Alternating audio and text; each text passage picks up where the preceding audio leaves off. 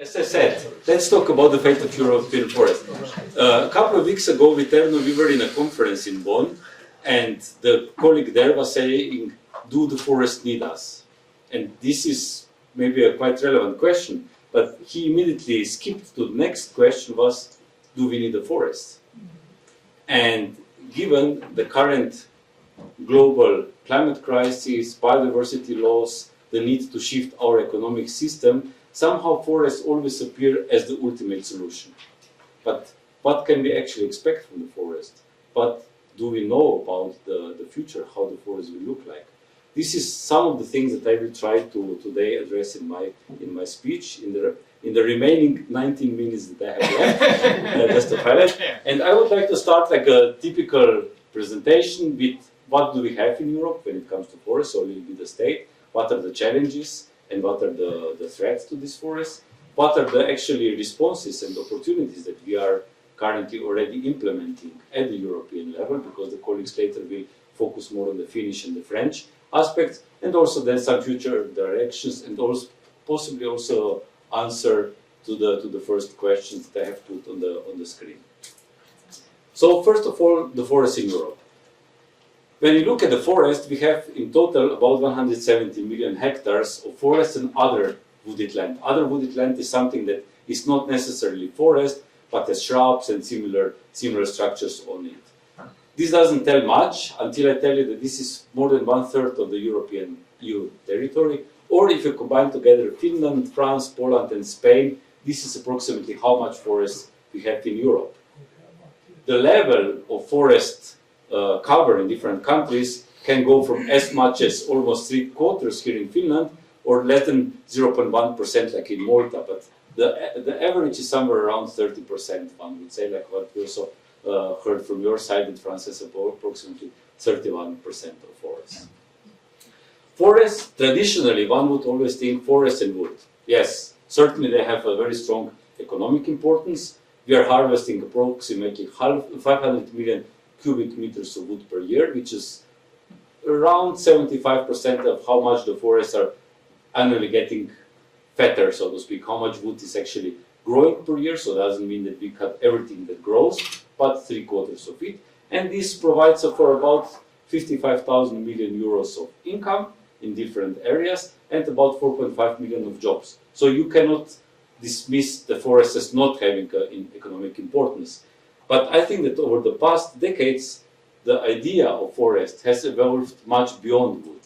So this here, and it's not that you try to read it, but it just shows all the different ecosystem services that forests provide.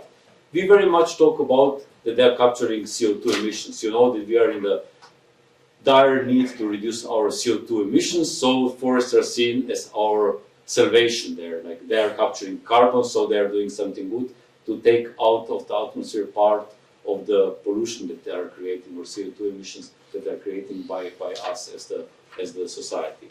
They are also key for the sustainability of biodiversity, providing water and soil. So it's a really important ecosystem function that they are fulfilling.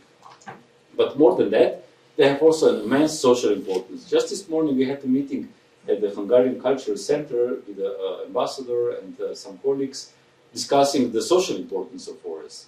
So we like to go to the forest for recreation, to really enjoy, relax, but also not only for that, also for collecting things. Because when we talk about forest, we very often forget about the small hidden treasures that are growing underneath, like mushrooms, berries, decorative plants, whatever. So we did a study some years ago, and we found out that basically people in Europe collect so much of this that is worth approximately 70% of what the wood is worth.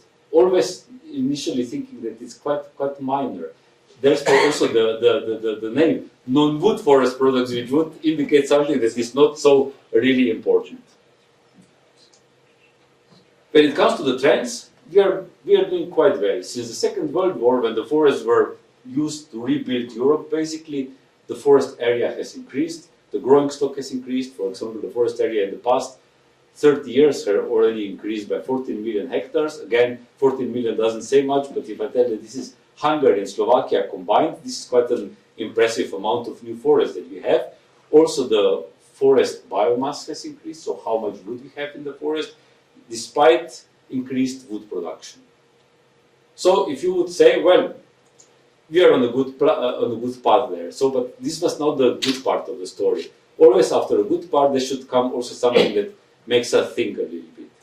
And climate change is certainly something that is not necessarily always good for the forest. While it creates longer and hotter summers, it does not always create favorable conditions for our forests to grow and to actually do the things that we expect from them. So we saw that over the past decades, the frequency and the severity of different impacts, negative impacts that the forests have suffered, being pests, diseases, abiotic events like storms, winds, or forest fires are slowly but certainly increasing. Not only causing that the forests are not maybe growing as fast as possible, but also that they're maybe losing some of their functions.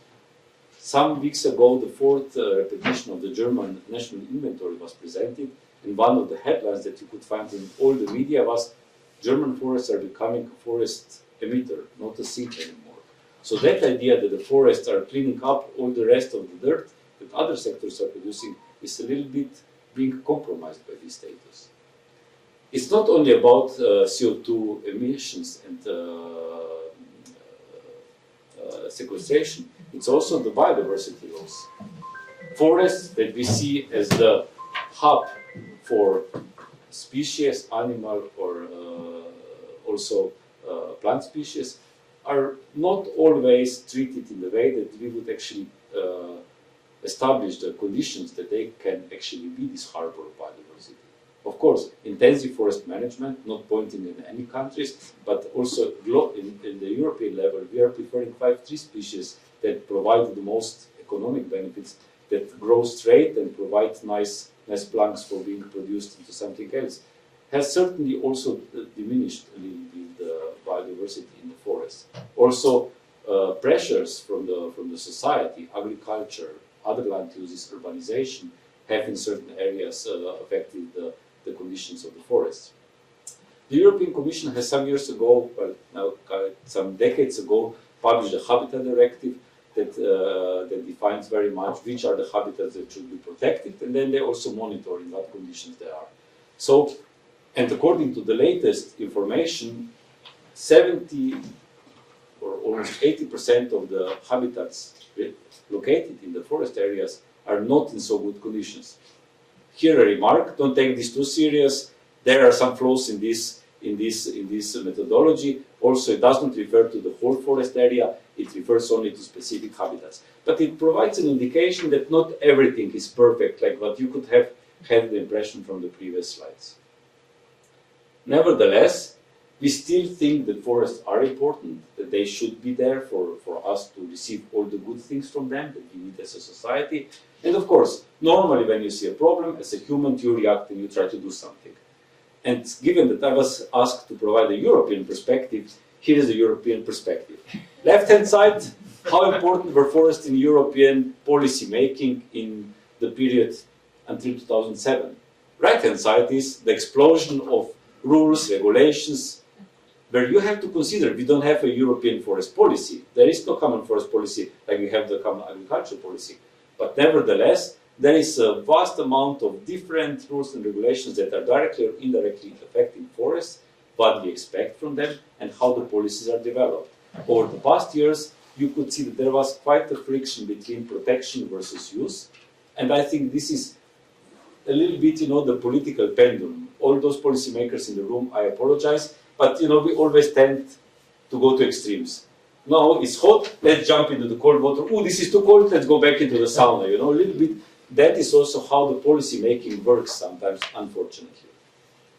But doesn't mean that this is all bad. There are a lot of good initiatives and good opportunities that come from there. So one of them is not only that we want to protect the forest, but we also want to restore and afforest new areas of land. You would say, okay, creating new forests, simple as that. You dig a hole, put a tree in, and it will grow. Well, there are some many elements that you need to consider there. Will the people that live in that area actually appreciate that you're suddenly digging holes and putting trees in their backyard? Or will they want to prefer something else? So it can create social tensions. What will you do with this forest when it grows? Will you manage it? Will you protect it? Will you use it for wood? Will you use it for recreation? You need to know that before you start planting something. And also, what do you plant? Climate change means some species will do better, some species will do worse. We have always, from this perspective of introducing new species, a little bit of reluctance because we talk about exotic, non-native species. Why would we do that? But sometimes do they maybe offer better opportunities? I'm also there. I'm great that you're checking the online. I'm delivering the same speech. I'm sorry for those jokes. So the Commission has actively engaged also in funding research projects to find all these elements out. This is a big research project that is working in 16 different countries, has approximately 20 million funds, and that is looking exactly into these questions that I'm saying, to establish good principles and guidelines how to really do this job of creating new forest spaces in Europe. The Commission has also launched an initiative. Whenever you want to do something good, say that you will plant new trees. We have globally these 1 trillion trees. At the European level, we have the 3 billion trees initiative. So by 2030, the EU is planning, or their Green Deal, to plant new 3 billion more trees. We are not yet kind of there. I mean, we are 2024 up to now, according to the information yesterday downloaded from the website of the Commission. We have approximately 22 million, so we are quite far away from the 3,000 million that we would need to plant in the coming years. But it's a start. But it's not only that we are trying to plant new trees, but there is also the idea that forests, renewable materials should much more contribute to the economic system. So economy should go away from the fossil linear as far as possible and go into more something bio-based, so renewable, sustainable, on renewable resources, and circular. Does not always mean that it's necessarily circular. It can be also based on cascading principles, when you don't just produce and throw away, but you produce and reuse as far as possible. And this certainly offers new opportunities, but also opportunities where we will need to be a little bit innovative. What we are doing, not only with the biomass, but also the services and other aspects that I was showing before. So, we are now coming into the future directions. So where does this all leave us? So, we have a good basis, we have some quite significant threats that we need to overcome. There are already some initial ideas what we can do, but there is some more things. Certainly we will need to take the adaptation of forest resources much more seriously when we are managing the forest. How do we create resilient forest and resilient landscapes in order to not preserve the forest will be there, but to preserve forests that can also, of course, deliver what we as a society want, mitigating the impacts of climate change finally. Also, rethinking our economic model, not only globally, how we measure economic success and economic growth, let's not go down there, but also when it comes to the forest sector.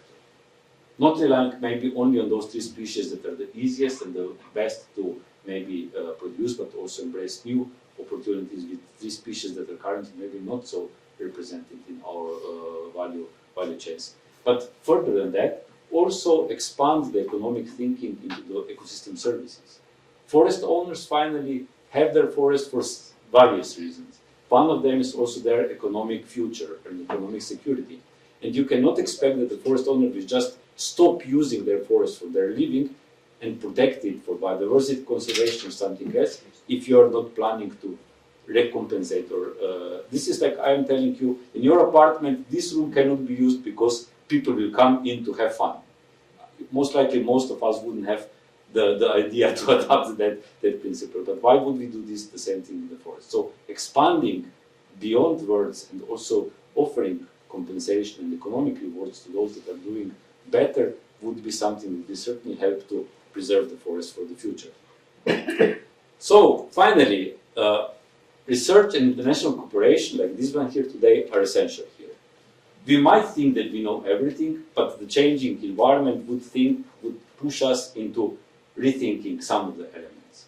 And I think what can help this is institutes like mine, so European Forest Institute. This map here is showing all our member countries and member organizations that we have as an international organization. It's not to show off, but just showing the power that can be provided when we are looking for solutions and creating knowledge. But that knowledge needs to lead also to impact. Research cannot be done for research's sake. It needs to be done to create impact in the society and drive a transition. This collaboration is not only between researchers. Researchers are easy to collaborate. We can all agree on similar things, not between different disciplines, but at least within the forest sector. We all think quite alike. But also at the ministry or institutional level, the Forest Europe is such an example. It was initiated 30 plus years ago, and today it grew into a political platform that helps actually to share knowledge. Just a couple of weeks ago, they established a new mechanism that will actually look into risks, share good practices, how to prevent damages to forest, how to deal with risks or events when they occur, and how to restore forests afterwards. So creating knowledge, building capacities, this is what we can really all benefit from this international collaboration. Finally, do we need forests or do forests need us? I think that when we talk about the fate of the forest, I think the fate of us is very much related to forests. So if we want really to have a sustainable future as the society, we certainly need to take care of the forests much better than maybe we do in some corners of the world in this moment. So I hope that this was a little bit inspiring the discussion for today. Sorry for being rather superficial in my explanations, but I think already with this I'm a little bit over the time that I have been given. But thank you very much for this wonderful answer. I'm going to tell you some basic information about Finnish forest sector and Finnish forests, and it is not my task to speculate about the future of the Finnish forest industry, but maybe I will give some ideas how we do see the role of different kind of wood-based products and so on. So I come from the Ministry of Agriculture and Forestry, and I'm the head of Forest and Bioeconomy. We are in total 17 experts, and we prepare legislation. We have a lot of different kind of international EU affairs, and then we steer, for instance, Metsähallitus, which is state forest enterprise, and we also steer Finnish Forest Center, which implements forest legislation, and then we prepare different kind of forest programs and strategies. For instance, national forest strategy is prepared in our unit. It is very easy to continue from the Robert's opening presentation, and on a national level we have very similar kind of challenges to tackle. I have divided my presentation into five parts, and start with the Finnish forest resources. Maybe in the future the biggest challenge is to turn forest growth again to the growing path. So around 10 years ago, not only in Finland but in very many other countries, the annual growth of the forest saturated. The same took place in Sweden, in Norway, and also in Central European countries. So in the long term, it is essential that forests remain vital. They are they regenerate themselves and so on. And of course, there are several reasons why this phenomenon has happened. But nevertheless, that is one of the key objectives in the national forest policy, to maintain the growth of the forests. And as you can see, since the beginning of 1970s, every year the increment has been bigger than the total drain, which includes also the natural removal. And the growing stock in the forests is at the moment roughly 2.5 billion cubic meters. It is almost 2 times higher than around 100 years ago when the first national forest inventory was made. And it is also good to keep in mind that during this 100 years time, almost 6 billion cubic meters have been harvested from the forests for different kind of purposes in forest industry. Energy production, paper production, pulp production, wood-based panels, and so on. And one could also see that this has been a very big climate action. National Forest Strategy is the key document providing outlines for the National Forest Policy. It was last time prepared in 2022, and always the changing drivers comes from the operating environment. This time, self-sufficiency and climate issues have a bigger role than in the previous strategy. And when the preparation for the update process was started in 2021 already, and when Russia started the war in Ukraine, we had to make a totally new operational environment analysis. Everybody know what that war has caused in Finland and in Europe also. Self-sufficiency, for instance, have become more important role, which is very relevant. And always we use very interactive process. So different stakeholders have been involved in the update process. And in the forest policy, there is always this challenge of coordination. So we must take into consideration ecological, economical, social, and cultural issues. That is I would say, the happy task of our unit in the forest policy. And in the operating environment, there are some kind of challenges, but it is also very important to keep in mind that these challenges can be turned into opportunities.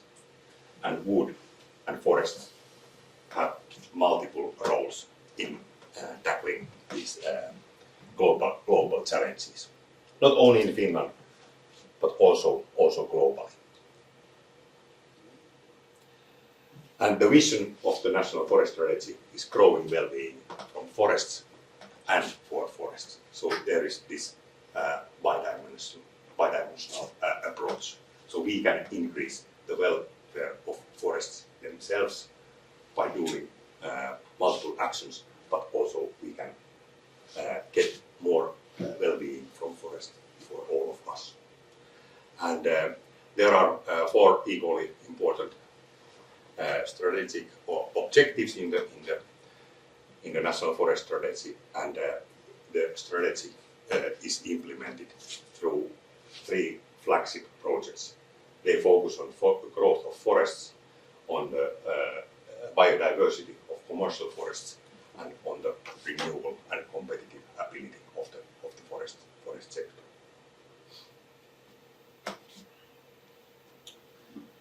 Then, dear colleagues, some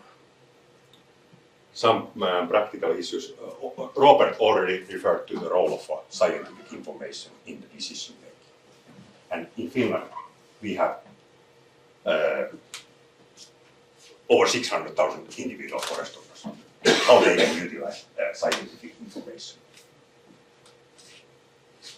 And our tool is best practices for forest management. So that is a way how scientific information is analyzed and then turned into best practices for forest management. They are also prepared in a very participatory processes where stakeholders, scientific communities, industrial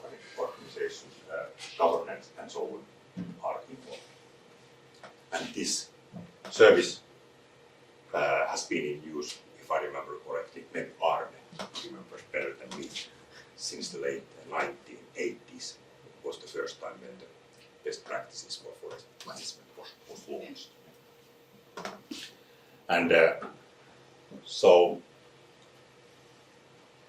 it, like I said, turns the scientific information into practical recommendations. And there are always coming new and new issues which should be considered in the practices. And recently, the focus has a lot been in the adaptation to the climate change.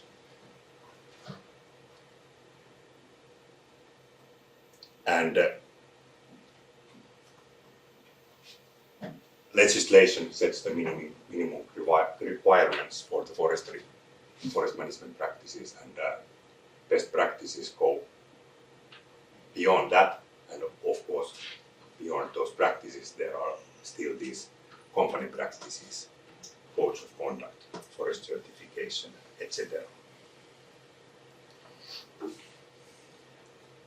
Robert also referred to the biodiversity of forests, and is of course vital that we have lively and regenerative and sustainable and forests that will adapt to the climate change. And there, the biodiversity is one of the key issues.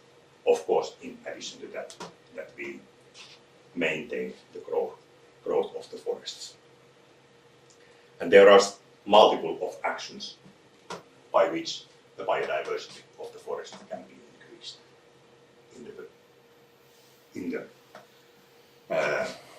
everyday making of forest practices.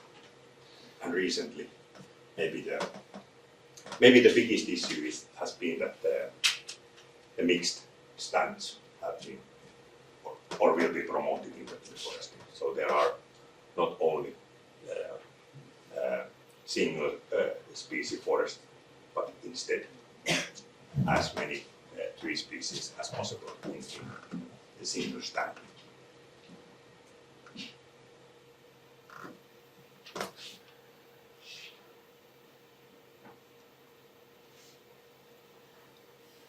In Finland, 13% of forests are strictly protected.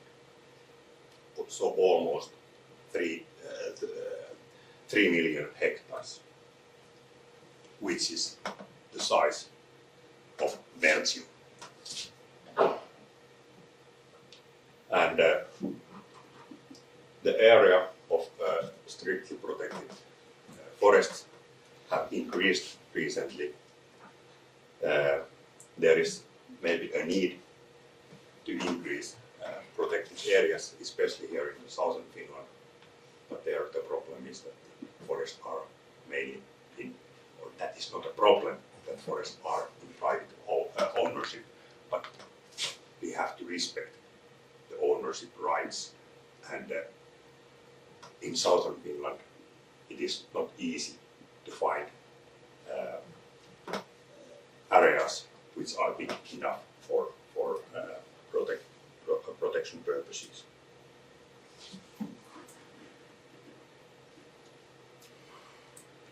And in Finland,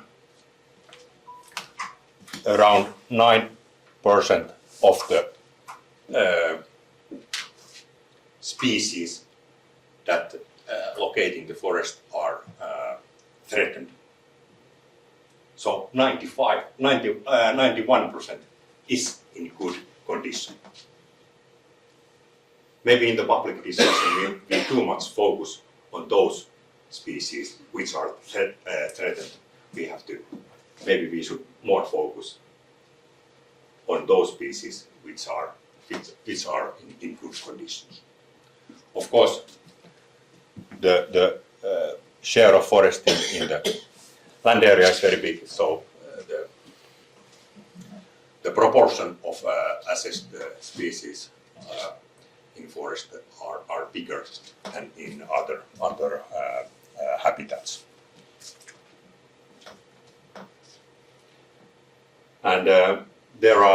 positive and negative developments in the change of endangered forest species, as you can see. So there is a comparison between the latest inventory into the previous ones. So maybe in total the development has been quite stable.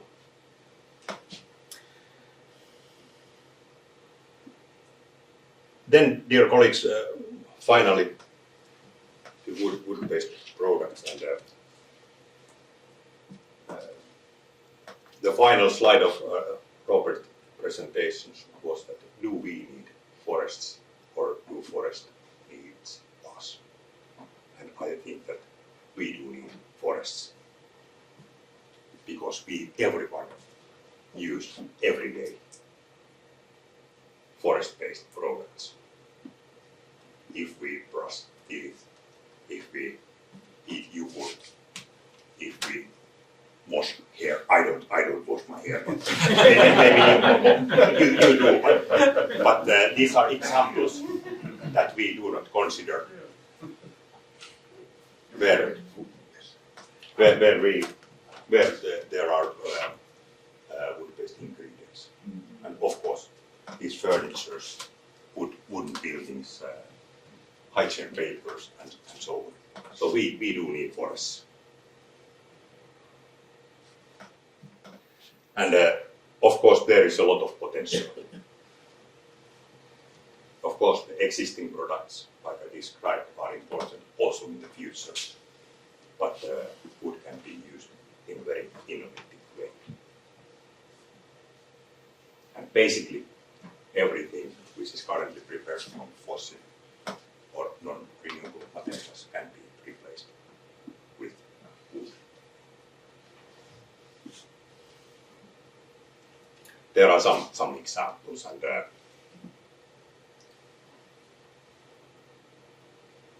the possibilities are, I would say, immense. Of course, the operating environment must be such that industry and research communities are prepared to invest to research and to industrial activities.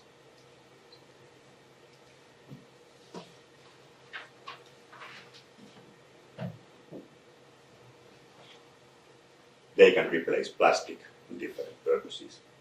But of course, when we are speaking about the replacing plastics, it is good to keep in mind those plastic products that we are using are produced from the side streams of oil refinery. And in the wider context, we should get rid of the oil drilling. And if we want to get rid of oil drilling, we have to find solutions for all those products that are produced from oil refining process. And plastics is one of them. I believe that in the future, textiles are more and more made from wood. We have had in the past wood-based textiles, and I think that in the future we again have more wood-based textiles. In Finland, a lot of research has been made about it, and also some pilot plants are being built up right now. And wood-based textiles will replace, for instance, cotton, which is in many terms very harmful for the environment and water and so on. And from the climate perspective, more wood should be used in wood construction. That is a fact. In Finland, most of the single-family houses are made from wood. Maybe the biggest potential is in multi-story housing, and of course in public construction. There are very good examples of as wooden buildings, but that should come, I would say, mainstream in the construction sector, and not only in Finland but in other countries as well. And there are multiple benefits in building more from wood. And of course, in Finland, the role of woody biomass in energy production is extremely important. And it has increased recently. And in addition to those columns in the households is being burned around 6 million cubic meters of firewood every year. And we have also a stove at home, and it is very nice to look at fire and relax at home. And so I would say that is part of Finnish way of living. And especially during the last years, the role of woody biomass in energy production since the war in Ukraine started has become more and more relevant.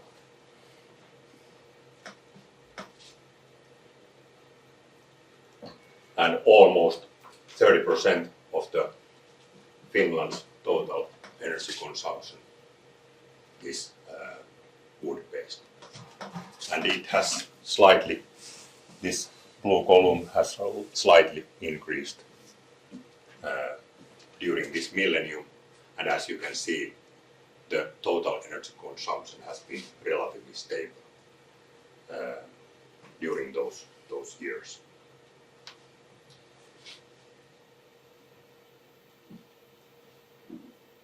And also, maybe in the future, we have more wood-based biofuels also for transport, and there are already some plans in action, but I'm quite sure that in the future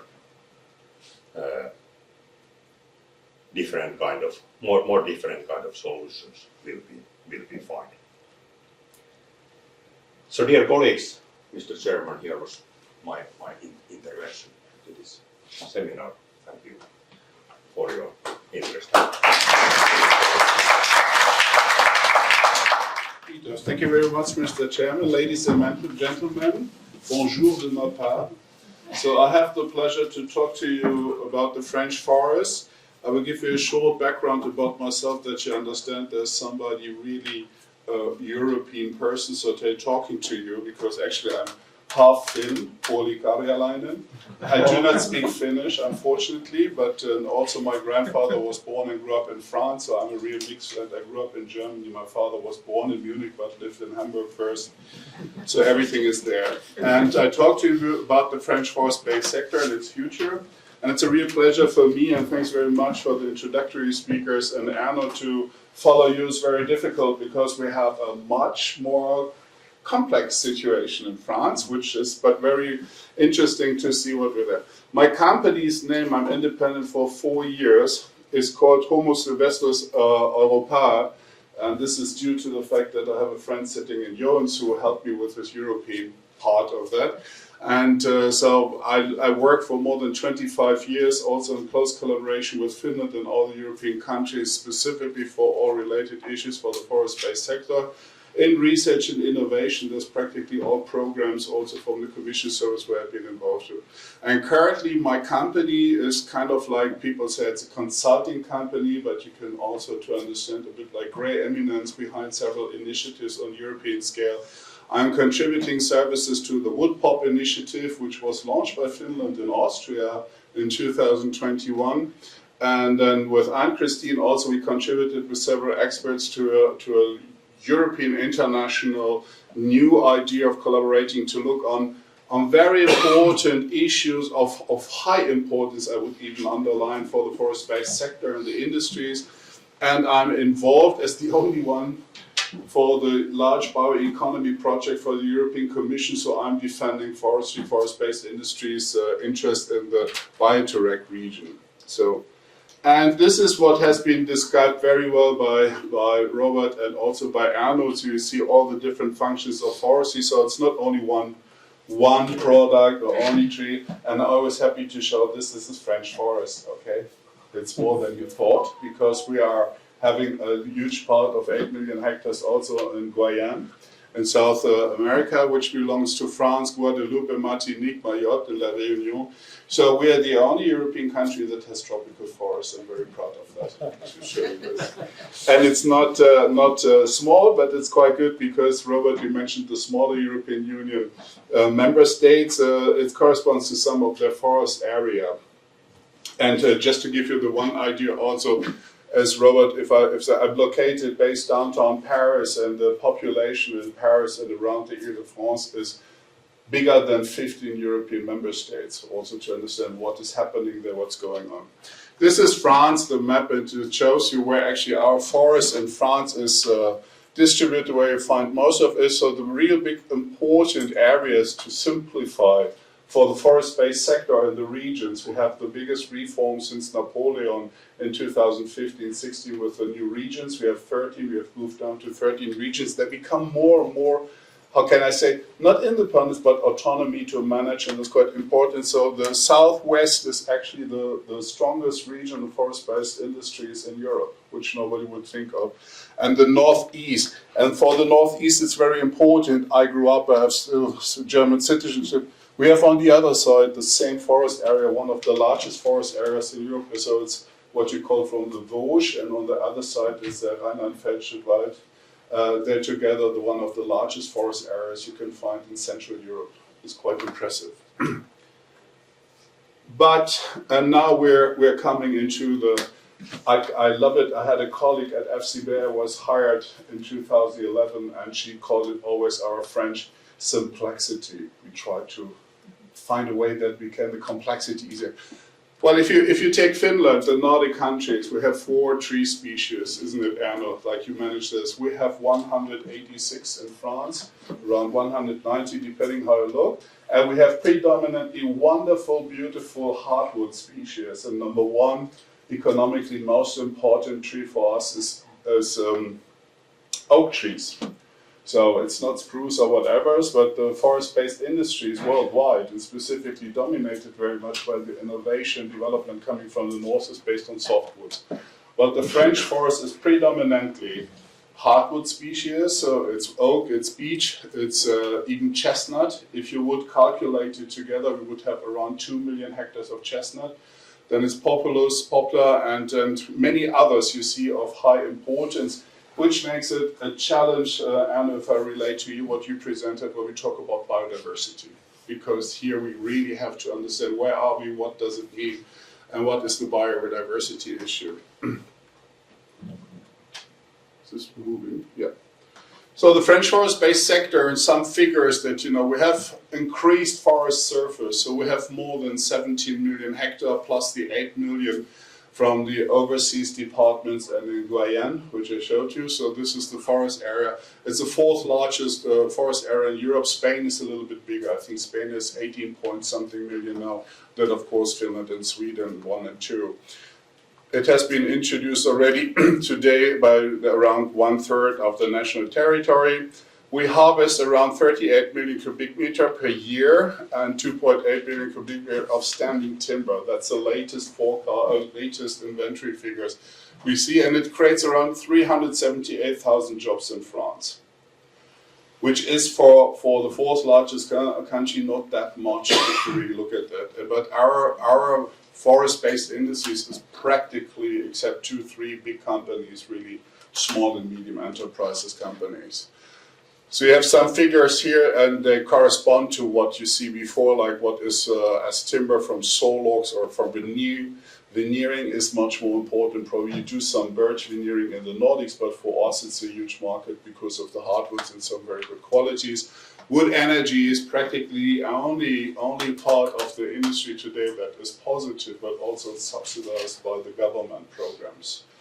And Kimber contributes to production of 8.2 million tons related co-products like chips or sauces in paper industry or energy production. And this is predominantly southwest or northeast, so to say, and the rest of France is structured by other uses. And we have, of course, the production of wine barrels, which is very important for us, thank God, and it's still there. And this is, for example, very important how to identify the quality of the best oaks for the best wines, and we have the best wines, and therefore we also have the best oaks.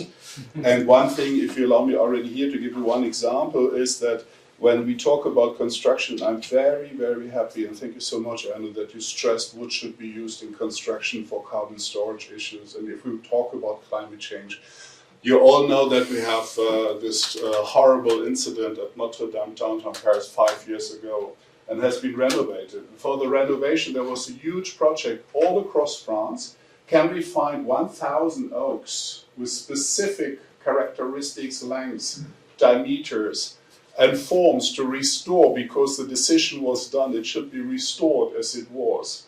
And there was somebody working for the state forest department, ONF, and it was done. They researched all over France, they found the 1,000. And the interesting thing is, it's not like me, big diameters, it's very small diameters with lengths which you take, which has exactly the characteristics that the rooftop that was fully destroyed could be renovated.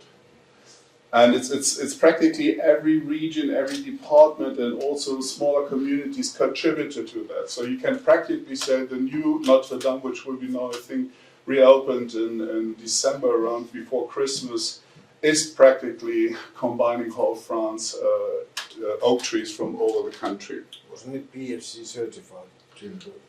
Yes, yes, certainly.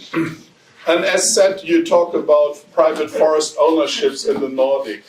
And now we get really into the complexity and of the challenges we're facing in Central Europe. It's a practically similar situation also in Germany. So both sides of the River Rhine face the same situation. In France, 75% of the forest in the mainland is privately owned.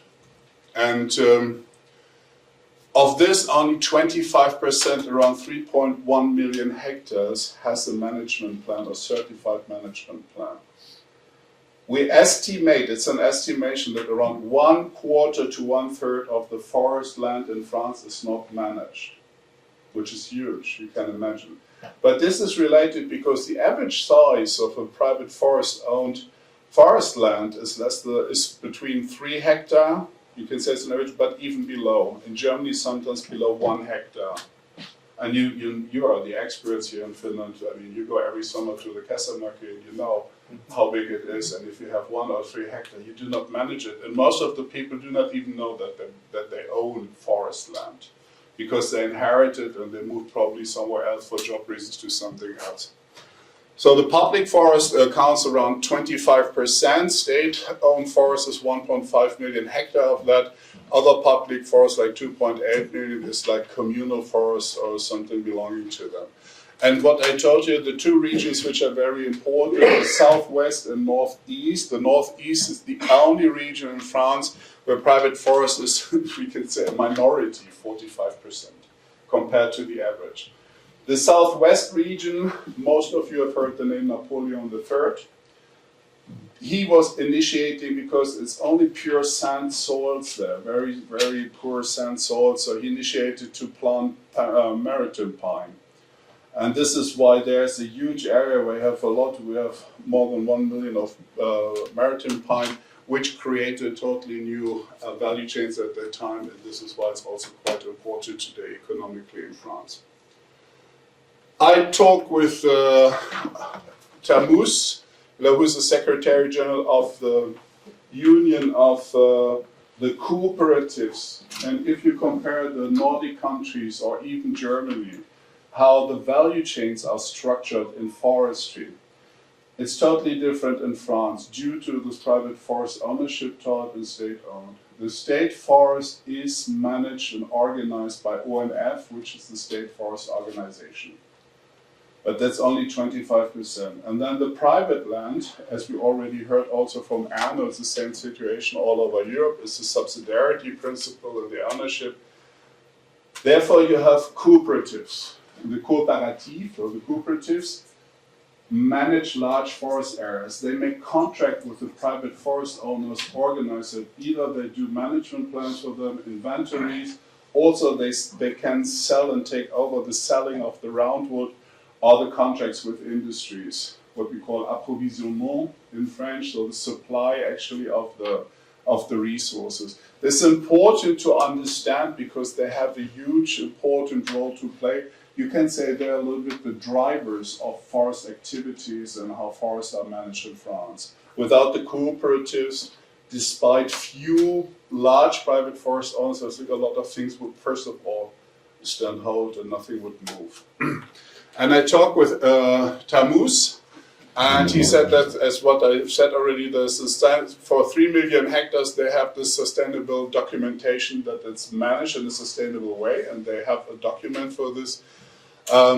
They still have to find ways what is climate change. It's what he said is number one issue they're discussing and how to adapt, because we have huge impacts by climate change effects the last 7 years, like everywhere. And France is severely hit by several droughts and heat waves and others. We have to face what to do. The next thing is like the economic value and how to mobilize a private forest owner. First of all, how to identify. Secondly, how to mobilize that this person becomes active kind of like in forest operations or to work with the cooperatives, however, is a challenge in France. The biodiversity, we heard it from Erno as well, and here I would really love to stress, it's a huge term, and you said we're criticized for a lot, like there's a biodiversity loss. Just to give you two figures, because we discussed it just last week on the phone. You know, in general, you can say 80% of biodiversity remains in forest ecosystems across Europe. So that's how it is. And if you look at the reality, 3% of birds have decreased in the last 20, 30 years. 3%. We don't like it, but if you allow me, like Anna said, in brackets, 3%, not 30 or something.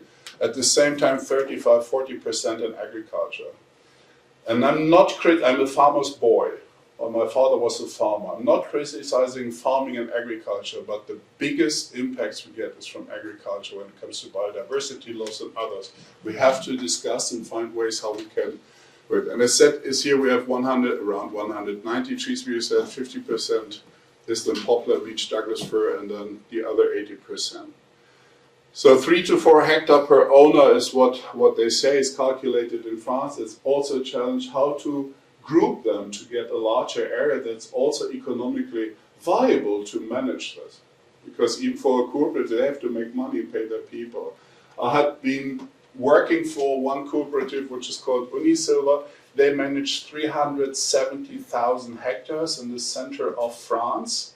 And that's a large area, and I've forgotten how many thousand private forest owners are kind of like members which are organized with it. But if you're interested, I can check this. So you see, there's only to illustrate you, and Christine knows by heart this, the slide is like you have different attitudes in Central Europe of private forest owner. I see it coming to the Nordics. I see it sometimes also when you read articles in Helsinki and Sanomat. They're in English then, don't worry. And you can see what is the attitude. So it's also coming here, but due to the fact we have urbanization process everywhere and people are more disconnected. We have the French government. Because of timing, I try to give you a bit like all bits and pieces what is happening in France and how it's organized. Due to the last 7-8 years of climate change effects we all see in the news, we all witness ourselves. You can see when you travel all over Europe, you have the same. The bark beetles have arrived here. By scientists, we had forecasted it will come in 40 years. It's already there. I personally have seen on Instagram collie photos from the national park where bark beetles have already attacked some trees, and I was quite shocked. I know the guy, I contacted him, he said yes. So the French government is doing a lot of efforts to see what needs to be done for the adaptation of forest ecosystem, what needs to be done also to improve the performance or to create kind of like a French forest-based sector that is performing. We have dropped, and I say we, because I'm in France since 2011 and identify also very much what we should take as a challenge in collaboration, from -7 billion to -10 billion right now, due to all what I've already tried to touch. Here's a very interesting studies from my ex-colleagues at the Institute FCBA, together with the French National Institute for Geography. I can really also recommend, you will find some links later. IGN, or the French National Institute for Geography, does the inventory and does the inventory. Practically, Erno, what you presented perfectly, all the different relevant topics for forestry. And FCBA, they made some analysis and forecast. They try as good as you can today the forecast how the French forest will develop. And you will see practically until 2050, when we all hope to be carbon neutral, it will go a bit like in smaller ways. We do not know how climate change effects will come in the future, stronger or not. And you see here is a distinction between hardwoods on the left side, which is predominantly our forest, and with softwoods on the right side. And you see a very strong increase, for example, with roundwood and softwoods, and then what we call the yellow part of the columns is industrial wood or energy wood. And you see with hardwoods, which is our key resource, it's increasing. It will be like practically the number one, but as said today with the forecast, because it's also subsidized.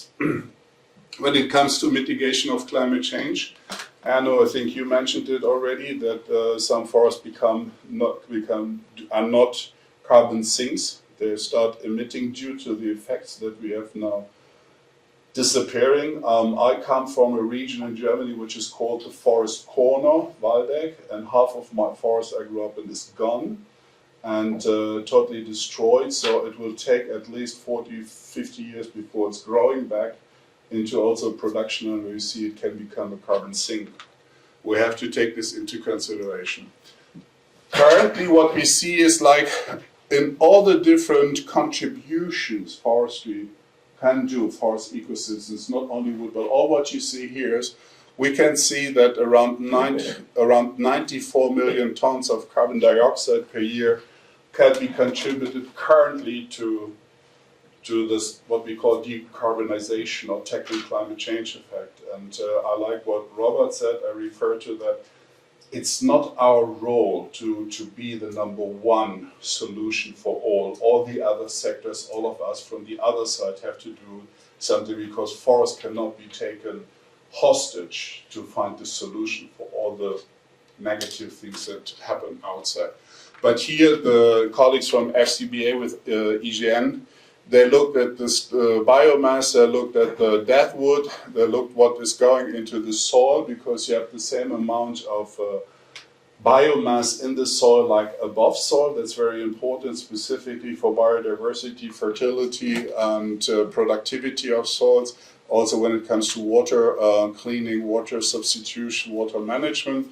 Then what you also showed, Erno, we have the same here in France with bioenergy production and substitution of fossil fuels or fossil energy sources. And then very important, I blow the right horn with Erno that we need more wood in construction. And I think that's the French government, let's not go into details, but you have the institute, you have the colleagues who are probably also there who can provide you the insight. They have launched several strategies, initiative, policies, and they make huge efforts. We just whispered to each other, and when we heard this, people talk about 1 billion trees or 3 billion trees should be planted. I'm a forester, I'm a beach boy, so what is this, 600,000 euros maximum? 6,000 hectares, sorry, 6,000 hectares. It's not the solution for it. It's very good. I'm not against it. I'm very happy because it raises awareness in the public. Us, the expert, we have to communicate. We have to say this is good, but will not be the solution for all. And so there are several action and areas which have been identified for the ecological plan. 500 million euros had already been earmarked. We received 2 years ago the sector of 300 million euros by the government for the what is called French recovery plan, so to say, which was which was an agreement by the European Union, the member states. And here I would just like to say, because Anne-Christine was the coordinator of a project which was called the Wood Circus, we made an analysis. And Erno, you said you deal with your team on all these different aspects. The truth is, on the French level, as on the European level, forest-related issues are in a super complex environment when it comes to policy making and also to responsibilities.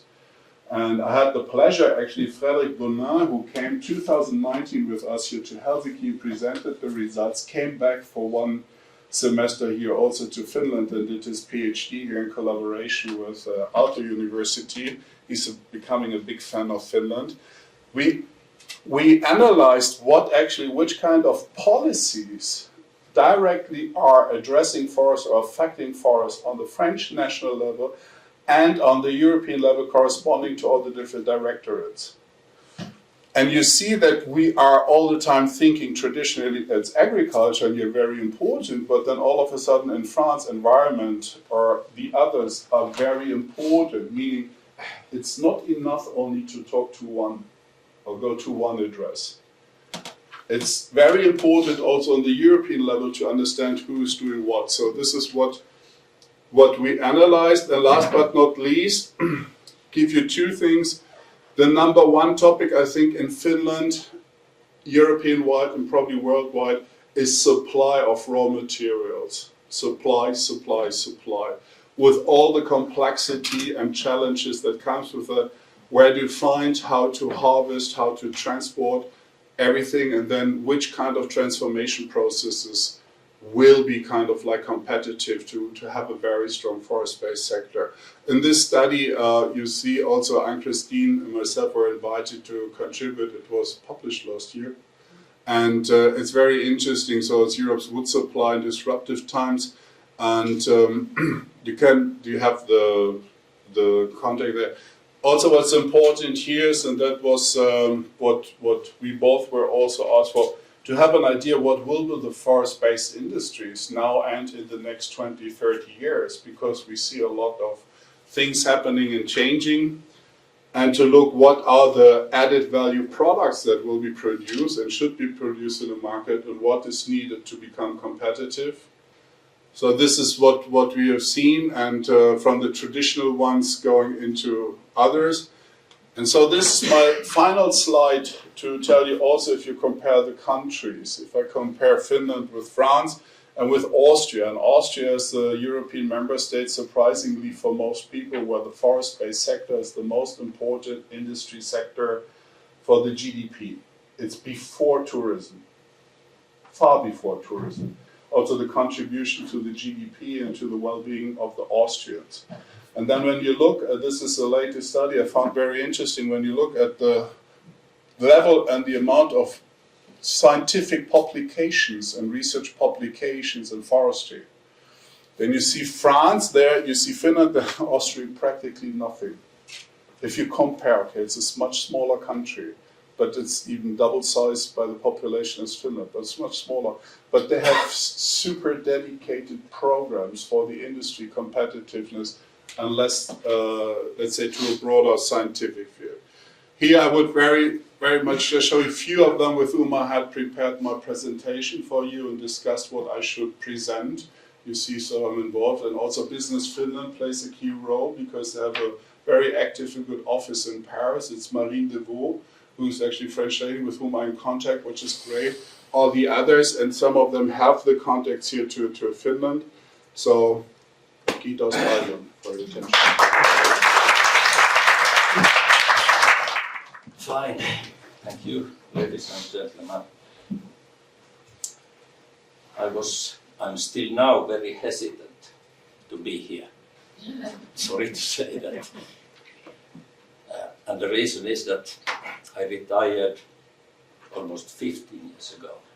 And when you retire, I don't know if any of you know what happens. You drop out of what's happening in the world. And what was quite interesting to see here, all the speakers before, you were speaking about the future, what's happening, what's important. My main part goes to the past. What has happened in Finland's and France's relations between forestry. Second hesitation, when retired, you don't have contacts with foreign languages using English or French. So I'm sorry, but it may arrive that I have to search for words to try to explain myself.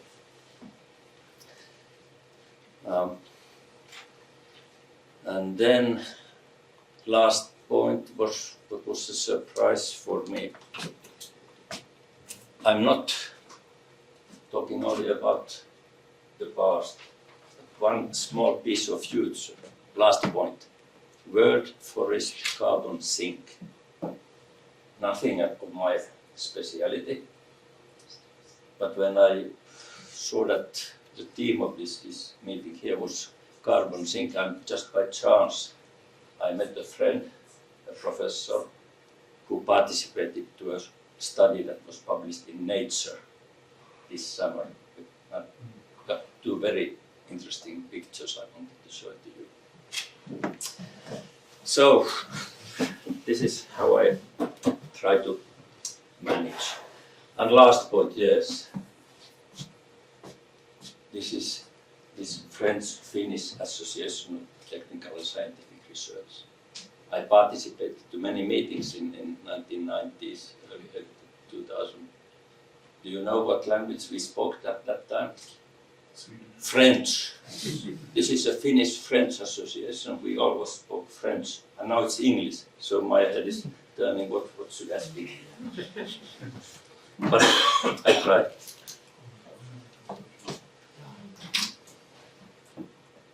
Doesn't work that way. Yes. You saw already this map, so I don't need to speak again. But one thing which I wanted to remind, you can see that Finland is very green. France is not so green. And anyhow, in France there is more volume, timber volume is bigger than in Finland. 2,800 million cubic meters, in Finland 2,500. So trees are in France much bigger than in Finland, much more volume. It's interesting to know that. Was it the next one now? Sorry, I'm just, that was where I wanted to come. Now to the Finnish-French forestry cooperation. The idea was launched in 1978 in a seminar of this French-Finnish Association where we are, it is the organizer today. And a couple of days, a year after, ministry delegations visited, one forestry delegation from Finland to France, and French directors came to Finland discussing together. And for some reason, they had the idea that it would be, they felt that Finland and France are both important forest countries in Europe, so we might have bilateral cooperation. And this idea took fire in the way that in 1980, an official protocol d'accord, so official agreement between French and Finnish ministries, was signed about bilateral forestry cooperation. Completely exceptional at the time. For France it was the first and maybe the only bilateral forestry cooperation agreement they have ever done. In Finland we had two other bilateral agreements before that. One was with China and another was with, if I remember correctly, Poland. But anyhow, quite special to have such a bilateral relation.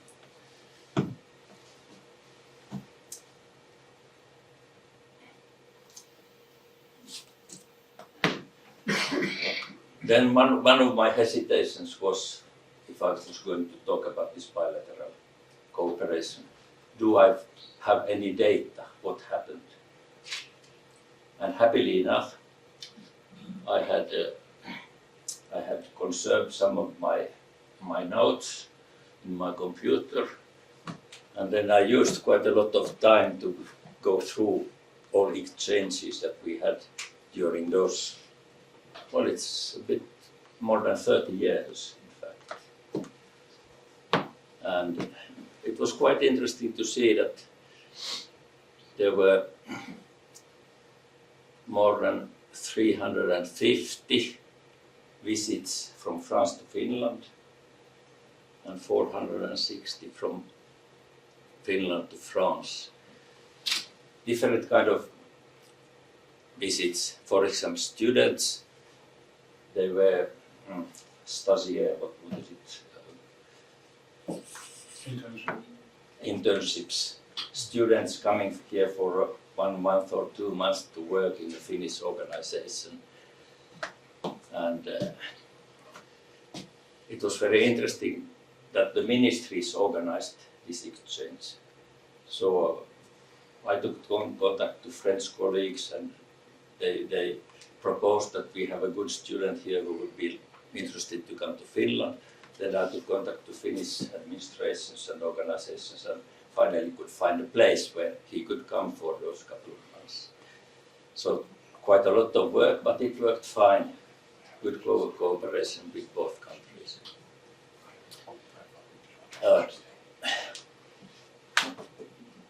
One practical result also, the photo down on the left, you can see that French State Forest Organization ONF and Finnish State Forest Organization Metsähallitus, they agreed a bilateral agreement of cooperation as one result of our contacts.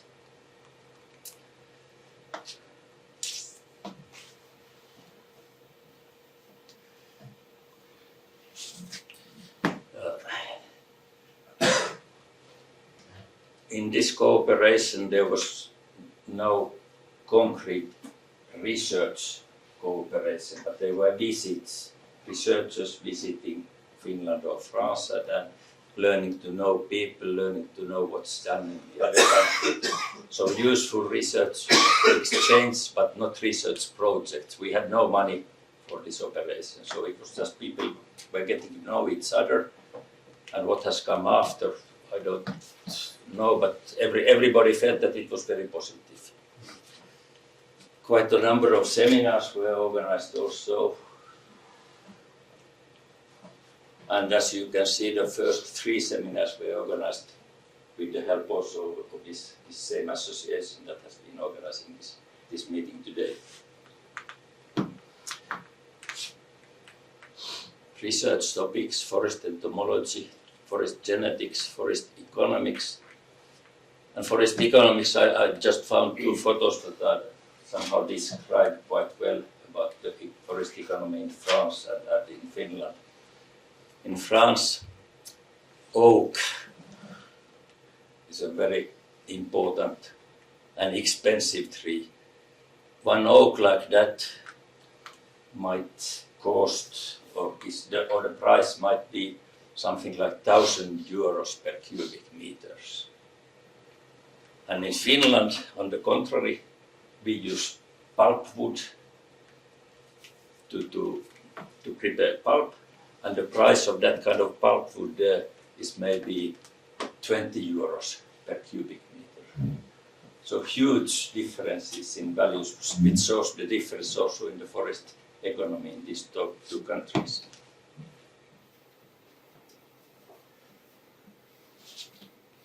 Just for fun, visiting from one country to the other country, it was always very interesting. And I just took some ideas that I remember what happened. Difference between France and Finland. On the left-hand pictures you can see that French professionals, always when they came to Finland, they were wondering how come in Finland trees grow so straight, pines or birds. They are like patches. And in France, trees grow like that. And they never could understand how we can have so beautiful and straight trees in Finland. And even one time the Director General of French Office National de Forêt asked me to send to France birds seed so that he could grow nice birch trees also in France, French state forests. It didn't succeed, of course. Up there, also interesting difference. When French foresters came in Finland, they were wondering how come we can burn the forest. Because burning forest was one method in forest regeneration, very widely used in last century. Not anymore so much, but still also can be used. And in France, complete contrary. Fire in the forest, it's a total catastrophe. So, very different situations. And last, what was also interesting for French delegations very often were that they were invited to forest owners' homes, where forest owner described how he is managing his forest, what he is doing, and they thought that it was just remarkable. In France, you never invite a person to your home if you don't know him very well. So, when Finns went to France, what was their main, what made big emotion, influence to them? Delicious meals, restaurants, cafes, wine, cheese, enjoying life. Everybody, all delegations were enjoying that part of our forestry cooperation. Well, it kind of also maybe probably you have never heard, but what was to my mind very interesting also that this was not only the exchange between French and Finnish foresters, but also an idea grew up in 1980s when our ministers at that, forest ministers at that time, Mr. Pohjola and Mr. Suson, they met and they got the idea that we might have had a European process of forestry, ministerial meetings on forests in Europe. And it took only some years that France organized the first ministerial conference on forests in Strasbourg, and in 1992 Finland had a second conference. And now it's a process that has been continuing under the name of Forest Europe. Since that time, a regular ministerial level meeting continuing, and where sustainable forestry is discussed. So I'm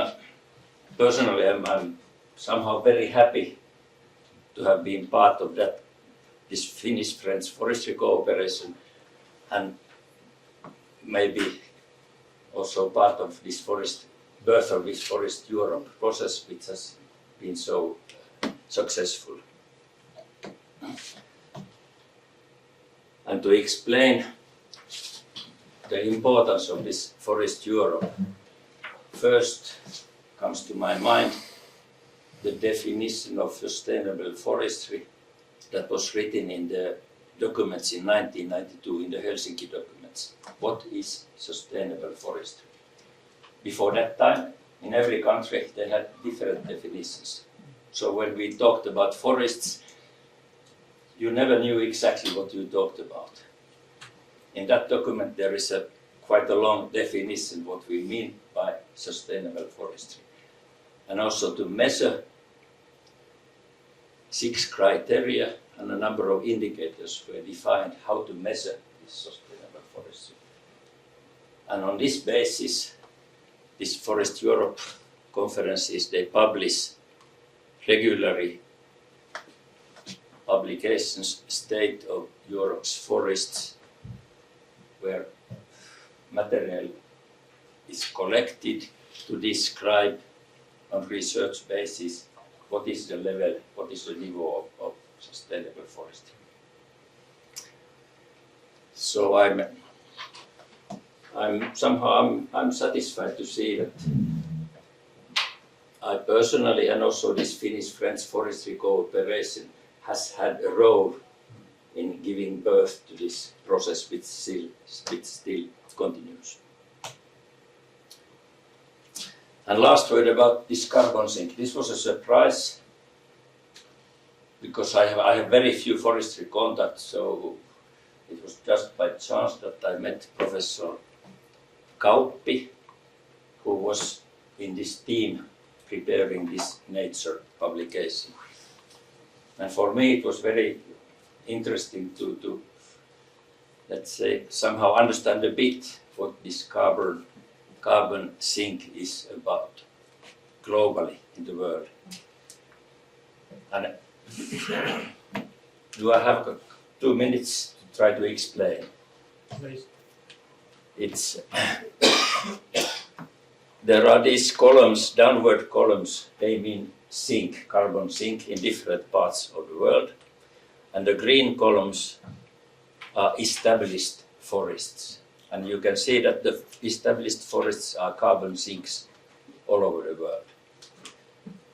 But the columns are decreasing, so the carbon sink of established forests is getting smaller year after year. So it's not a very good development. The brown columns, they are the tropical regrowth sinks. And they are very big and they are increasing. So it means that planting in tropical areas is creating new carbon sink very rapidly. And the total global forest gross sink is 3.6 petagrams. I had no idea what is a petagram, but it's a big, very big figure. And it's anyhow it's positive, so 3.6, it's good to know. And still one slide, getting also these carbon emissions to the same picture. On the left-hand side, you can see the brown emissions, fossil fuel emissions, 7.8 petagrams of carbon per year. Quite a lot. The next forest gross sink, 3.6, but also tropical forest deforestation, minus 2.2. So the net forest sink is 1.3. And if you compare this 1.3 with emission 7.8, you can see that forests cannot solve this problem of carbon change. And just to finish, I'm very happy, and those who participated to this Finnish-French forestry cooperation, they are satisfied. A lot of contacts and a lot of fruitful results. And practical, concrete result is Forest Europe process. And climate change, I'm no specialist at all, but on the basis of those two graphs, what I say is that forests are important, but only reduction of fossil fuel emissions can save the planet. So I'm not very optimistic. Thank you. My name is Anne-Kristin Richkoff, and I'm currently working at VTT as a senior advisor for bioeconomy and circular economy. I have a very, very long history at VTT, and I'm just about to end my career there, but the journey goes on because I have also some other things to do. But forest has always been very, very important for me. It has followed me from the very first days at my career. I did my PhD on forest-related bioeconomical issues, and that has been one of my major area during my career.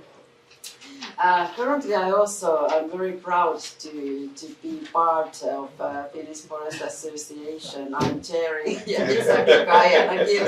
I'm chairing board of there, and I'm really happy to be part of the very, very important work what they are doing or we are doing for the Finnish forest, for the forest in general, and also for the future fate for forest. But that was about me, and now we continue with the program. So before the panel discussion, we will still have one speech from Professor Veli Pohjonen, who is going to talk about global perspective of climate change. Veli, please, floor is yours. Yeah, ladies and gentlemen, it's very nice to be here. I used to give lectures about this issue before the COVID time, but for some reason after COVID time I haven't had any invitation to talk about this. I have been working in Africa, in Ethiopia 9 years, Tanzania 8 years, and also half a year in Sudan. And after I came, they were in development aid projects, agriculture and forestry, mainly forestry projects.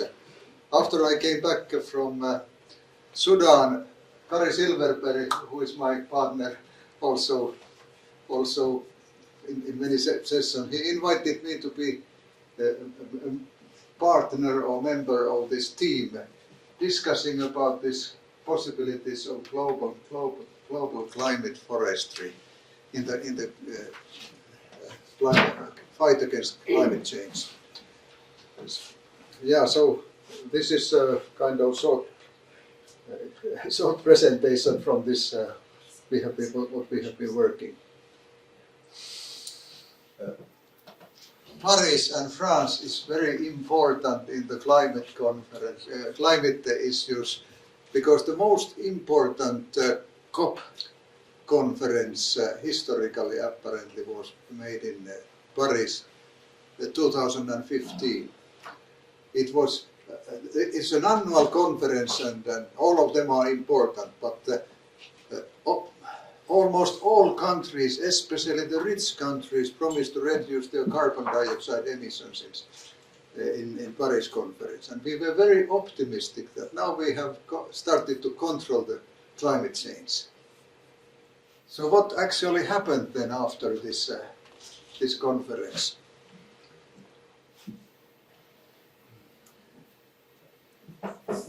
The most reliable measurement about the climate is in Mauna Loa, Hawaii. Carbon dioxide is causing all kind of issues in the climate change. We are arguing about when there are cold days and warm days, or is there a real change here? But this is a measurement you cannot argue at all. It was started in 1958.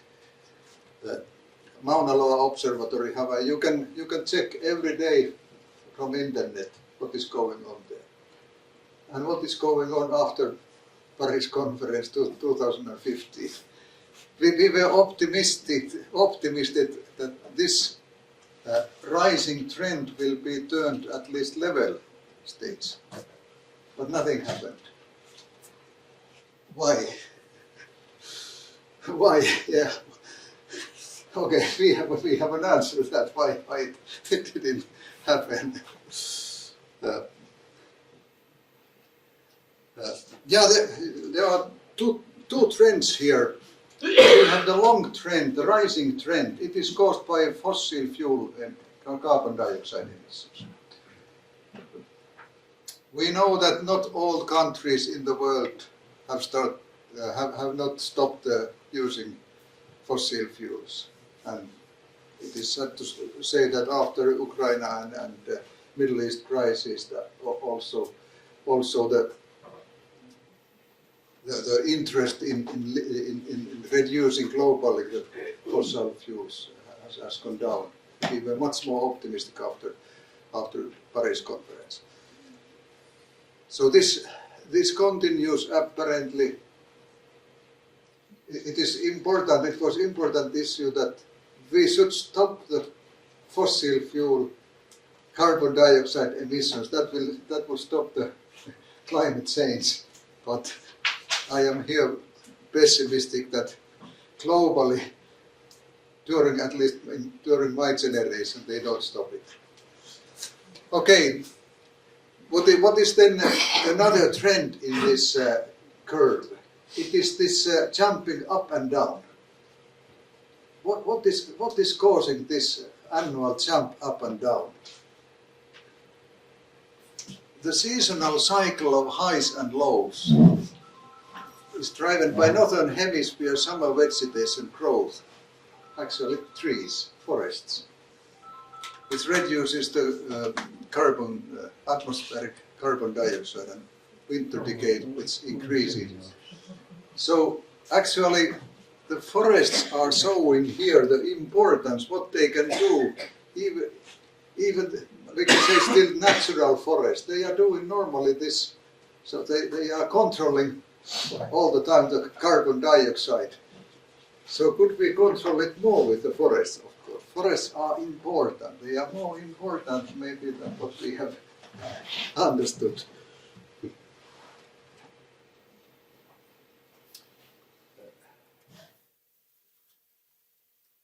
If you look at the carbon, here they are in the dimension of carbons. Where is carbon? How much it is in the atmosphere? How much it is in the plants, in the forests? In the middle there, how much there are under the soil and how much in the oceans? For us, it is interesting that. Basically, the level globally in atmosphere and plants or forests are about the same. Here it is 750 atmosphere plants, what reach 560 billion tons carbon, what is in the carbon stocks. So plants, forests and atmosphere carbon are as important.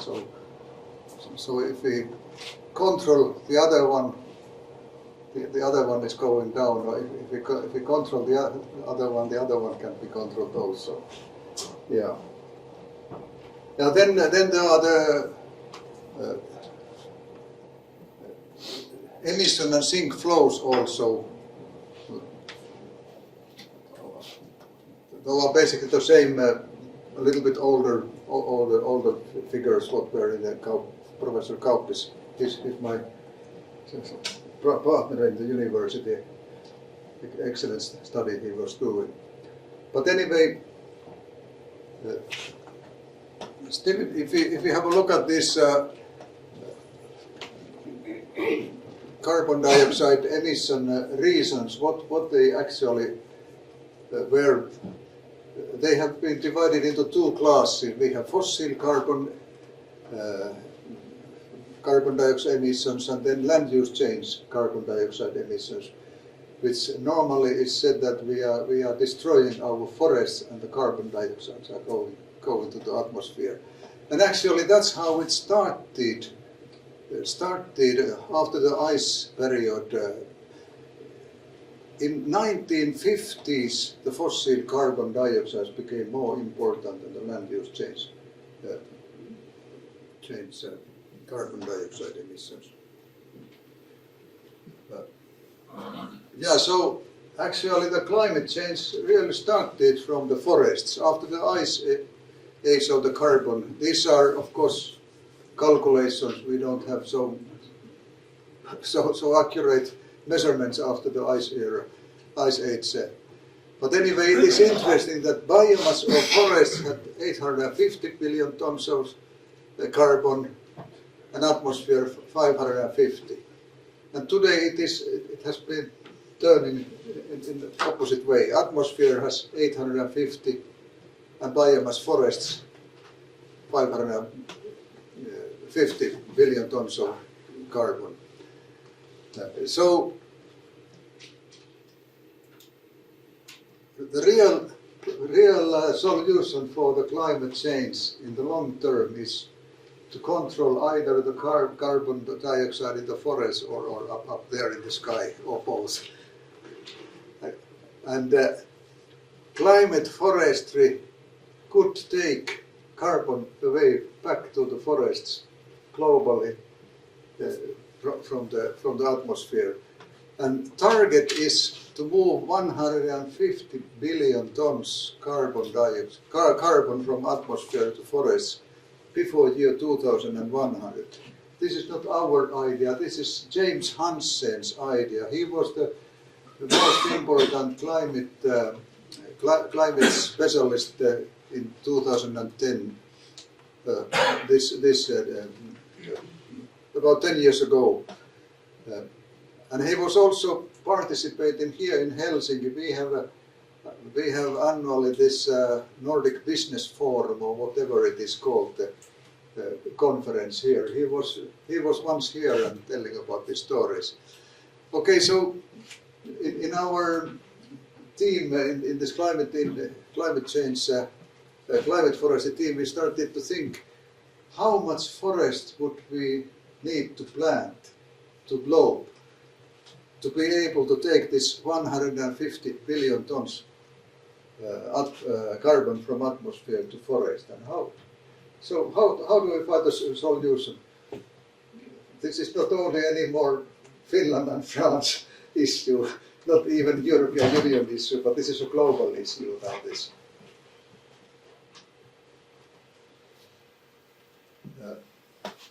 Yeah, this is the second. Yeah.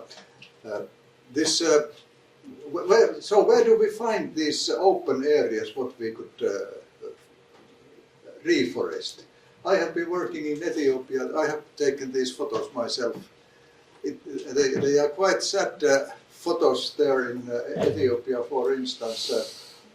I am also agronomist, so I wanted to take a photo of this. How this interesting farmer, he was plowing the mountain slope, and the lambs were there also with him. But it's a sad story that trees have disappeared in Ethiopia and in many other countries of Africa as well. There's another photo of, this is from eastern Ethiopia. It is country of mountains, but if you look at the mountain areas, where are the trees? Where are the forests? What can we do? But then what is interesting and important, there are also trees in Ethiopia and forests. There's one satellite photo, and then this one down here is taken by me, and then the other one I took them. What is the reason there is forest in the middle of the deforestation area? Why is there forest? Kari has an answer, of course, but does anybody else have an answer? What is this forest? Why there is forest if there is so much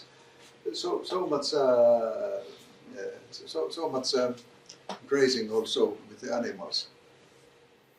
There is a church in the center, so they are here and also here and there. So they are so-called holy forests. It can be about 10 hectares or 20 hectares or 5 hectares, whatever. But what is important here, if we have an agreement and common thinking with the farmers and the church, then the forests will stay there. In general, farmers are not always ready to destroy all the forests. If there is some other target there. So this is something key to practical climate forestry, that we must have a compromise and common working with the farmers, that they start to plant the trees, and of course they must have some reason for that. Normal reason is to get money from the forests. Here's church has its own reason. They have made agreement that this is a holy forest. Don't let your cows come here, and don't take few. More churches. Yeah, so actually this was part of our thinking all the time. How can we organize the farmers to do the work here, and then how they can get part of their living in the future. Okay, then if we start to look at where should we go also elsewhere than Ethiopia. I have been in Ethiopia for 9 years, that was so important for me. So what are the possible open areas in the globe of in our global status? Gray areas are the possible areas what we should reforest. And Finland is here, of course, and French is also, it's blue and red. They are okay. The gray area, except the high mountains, and of course we cannot go yet, at least yet to not behind the Arctic circle. But anyway, the greatest opportunity is in the center there, in Sahara and Sahel. And that is part of the key of our calculation system. Immediately we understood when we started to think about this, but is there water here? There is not enough water. But we have developed such thing that irrigation forestry already in the world. There are photographs I have taken from irrigated forests here. There are eucalypts and other trees, palm trees also there. Anyway, irrigation forestry has been developed, but of course, irrigation always needs some money, funding. Who will pay that? Technically, we can say that if we can pump the oil from the desert to ocean and bring it to Finland or France to be burned, so then we can pump the water from ocean to the same place in the Sahara. It takes, of course, some energy or money, but technically it is possible. And then it's of course salty water, but we have the osmosis system. We can clean the water. So if we want to pay for the climate change combat something, so we have possibilities, technical possibilities already available. So then we started to calculate that, okay, if there is less than 500 millimeters annual rainfall, then irrigation forestry must be there. And we had the irrigation forestry expert, he has already slept away in the Murolane in the team when we calculated all this. And then we divided the climate forestry into two lines. We have agroforestry there, that is very important in African forestry and agriculture. It is agroforestry. It was part of our development aid projects all the time. And then we have eucalyptus forestry, which is just aiming at trees. There's a beautiful picture I have taken in western Ethiopia, Eucalyptus grandis. Oh, it is a straight tree like Finnish trees. How old are those? Maybe 50 years. 50 years. Yes, this is yes, yeah. So we started to calculate this possible solution for the climate forestry. using two lines, agroforestry, which keeps the farmers interesting and occupied there, and then eucalyptus forestry in the best areas. And we had target for carbon stocks 10 kilograms carbon per square meter and 30 kilograms in the eucalyptus forestry. These are based on normal measurements. We did the measurements of this. These are of course trial forests, they are not normal forests. There have been trials in Ethiopia for 50 years. So then based on these calculations, we could make these 40 years accumulation. Everything was calculated in the computer, of course, so we had computer program, agroforestry left, eucalyptus forestry right. If we plant it there and take care of the irrigation, then whenever it is needed. Again, there are Ethiopian forest. The other one is not mine photo. Then Sahara and Sahel belt, it is, everybody knows Sahara, it is very real desert. But anyway, it's possible to grow trees if you irrigate, there are the trials there.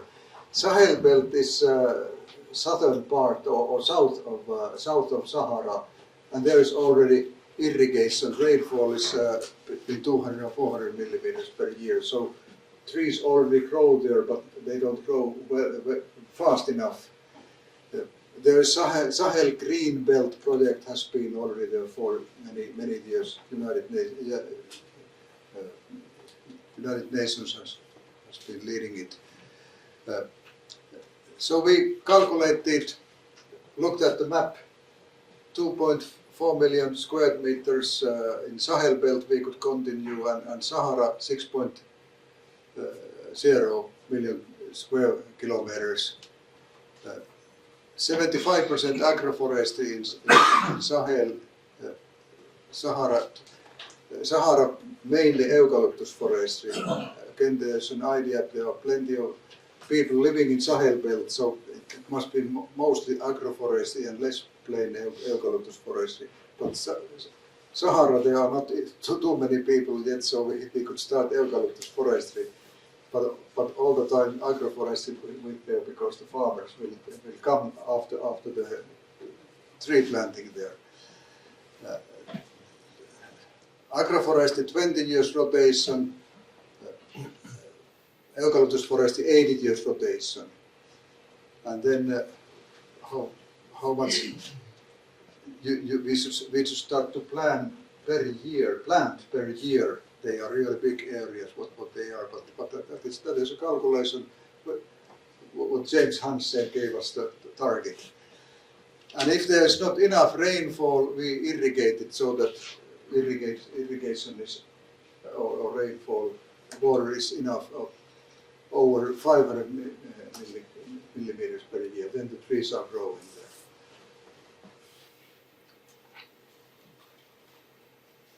So then we had this calculation computer, it was in my computer, this calculation, and I was surprised myself even. Hey, we can have this James Hansen's target in year 2092 if we start immediately. Actually, we should have started a couple of years ago.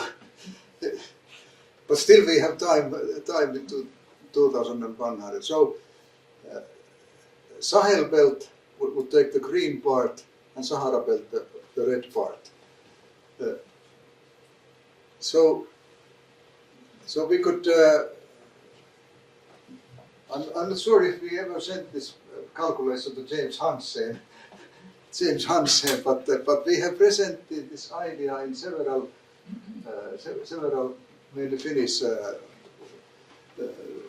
seminars, or so that we should just start in Finland, also in France, to develop this further. That this is of course an international project. It is not a national project. It should be United Nations project, and we had a plan to so that how United Nations could do it, and of course we would have been happy from Finland to be part of it. We made several types of calculations in that. But I'm sorry to say that when the Corona and Ukraine and other crises came, so this hasn't started this. So, but we don't know yet what happens after the after the next famous president elections. what are there? Okay, but anyway, whoever will be the leading this climate combat in the future, in the coming climate conferences, we should not forget the forests. In the wide global open areas, the climate forest is becoming more and more important because the reduction of fossil carbon dioxide emissions could not stop the increase of or the rise in the atmosphere, like we saw after the Paris conference. I am maybe a little bit more optimistic than the previous presentation, but this is a global target that it meets the whole United Nations. We only, Finland and France, cannot solve this problem. Okay, more about this calculation and idea is in this booklet. Kari is the chief editor in this book, and Pekka Kauppi, what you mentioned there, was also part of it. So we wrote this book. It was printed 2022, and actually the first print was sold out immediately. but this is not the second print. Yeah. Unfortunately, it is still in Finnish, but we hope that the English translation is. Yes, unfortunately, Into Kustannus is not interested in making it in English. Yeah. But we still believe that if we start to develop this further globally in the United Nations level, then we can solve the problem. Forests are important. Okay, thank you. Forest for our Finns is very, it has a very important role in our lives. It's one of the most important economic stone. It has always been, and I would say that it will always be. But it's also socially and environmentally very near to Finnish hearts. So it doesn't really matter who owns it. If it's a private or owned by private members or state, you can go to the forest, you can pick the berries, you can pick the mushrooms, and that's not self-evident in every country. For example, in Italy, that's totally forbidden. You can't go and you can't do that. But here, we can enjoy the forest, and it means a lot of us Finns that we go to the forest and we relax and we enjoy the atmosphere, the smells, and everything there. So I would like to start with the so-called booming question, but what forest means to you personally and professionally? So we can start with Robert. Yeah, thank you very much for this introduction. What does it mean to me professionally? I would say it's the topic that we are working on, and so it's important to us, and we want to make sure that it's not only known the importance of forests among foresters, which we traditionally like to do, but also broader. So therefore, I think also such type of interactions are very important. Personally, well, I live on the outskirts of Joensuu, which you can imagine is in the middle of the forest. So there is only one neighbor that we have on the other side of the lake. All the rest is forest and water. So personally, I would say the living environment for me. Well, for me, it's very simple. I grew up in a beech forest. My parents' farm is next to a large forest, and at the age of 10, I started from that moment on. As long as I lived there, I went every day to the forest, every day.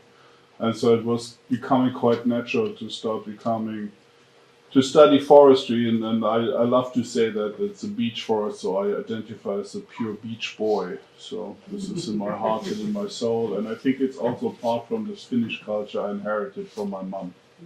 So you refer now beech as a wood species and not beech as a beech. Both, but I would say the wood species, yeah, because also my whole scientific career was related to beech. That's I did my PhD on beech, yes. Okay, Erno. Yes, thank you. And, I have always wanted to become a forester. I remember when I was a young boy, and that was my dream to become a forester.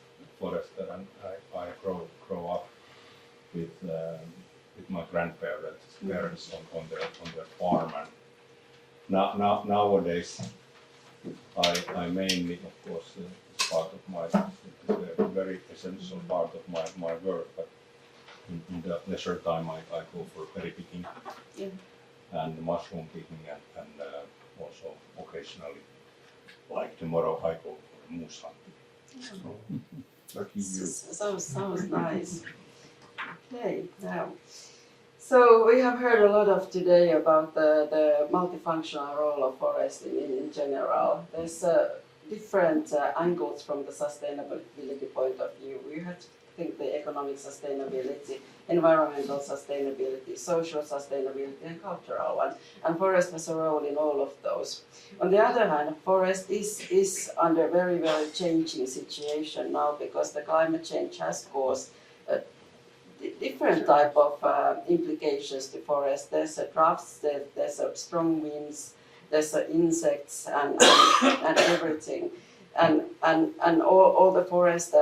Let's say the policy decisions and regulation has to follow those, and also to try to put these different angles together. So, and there's a very, very heated discussion also, the public discussion on forest, at least in Finland. So there's lots of opinions that should forest be used, or should it be protected, or how should we do with our forest, and also there's a lot of demands on forest because it has to save the world. But on the other hand, it's very important from the economic point of view. So how to combine these all things. And I can give you one example of this very heated discussion because last week we had a great debate on forest during the forest days, and our Ministry of Environment says that this discussion is killing him mentally because, and it's a very strong statement because it's so hard what is coming and you're really between the bark and the wood, so to say, because there's so many demands and they are contradictory. So I think about now from the European, French and Finnish policy making point of view that how difficult it is really to make a sort of comprehensive forest policy because you have regulations, you have directives, on the other hand you have these kind of different demands. How to cope with that as a policy point of view? You know very well the European situation, as Andreas as well, all of you, but then you have this kind of state-related, more profound understanding that what is this jungle and how to cope with the jungle. Erno, would you like to start? Please. Yes, I have used the saying forest policy is not a rocket science. It is much more difficult. And you very well described this challenge that we have to combine, not only on state level or on a national level, but I think that also individual forest owners have to balance. Absolutely. When they are making decisions concerning their forest holdings and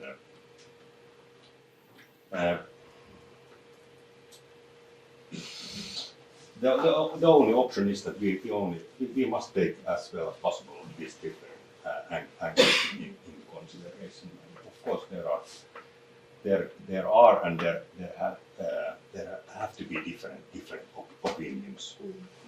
Otherwise, we would nothing would change. I would say.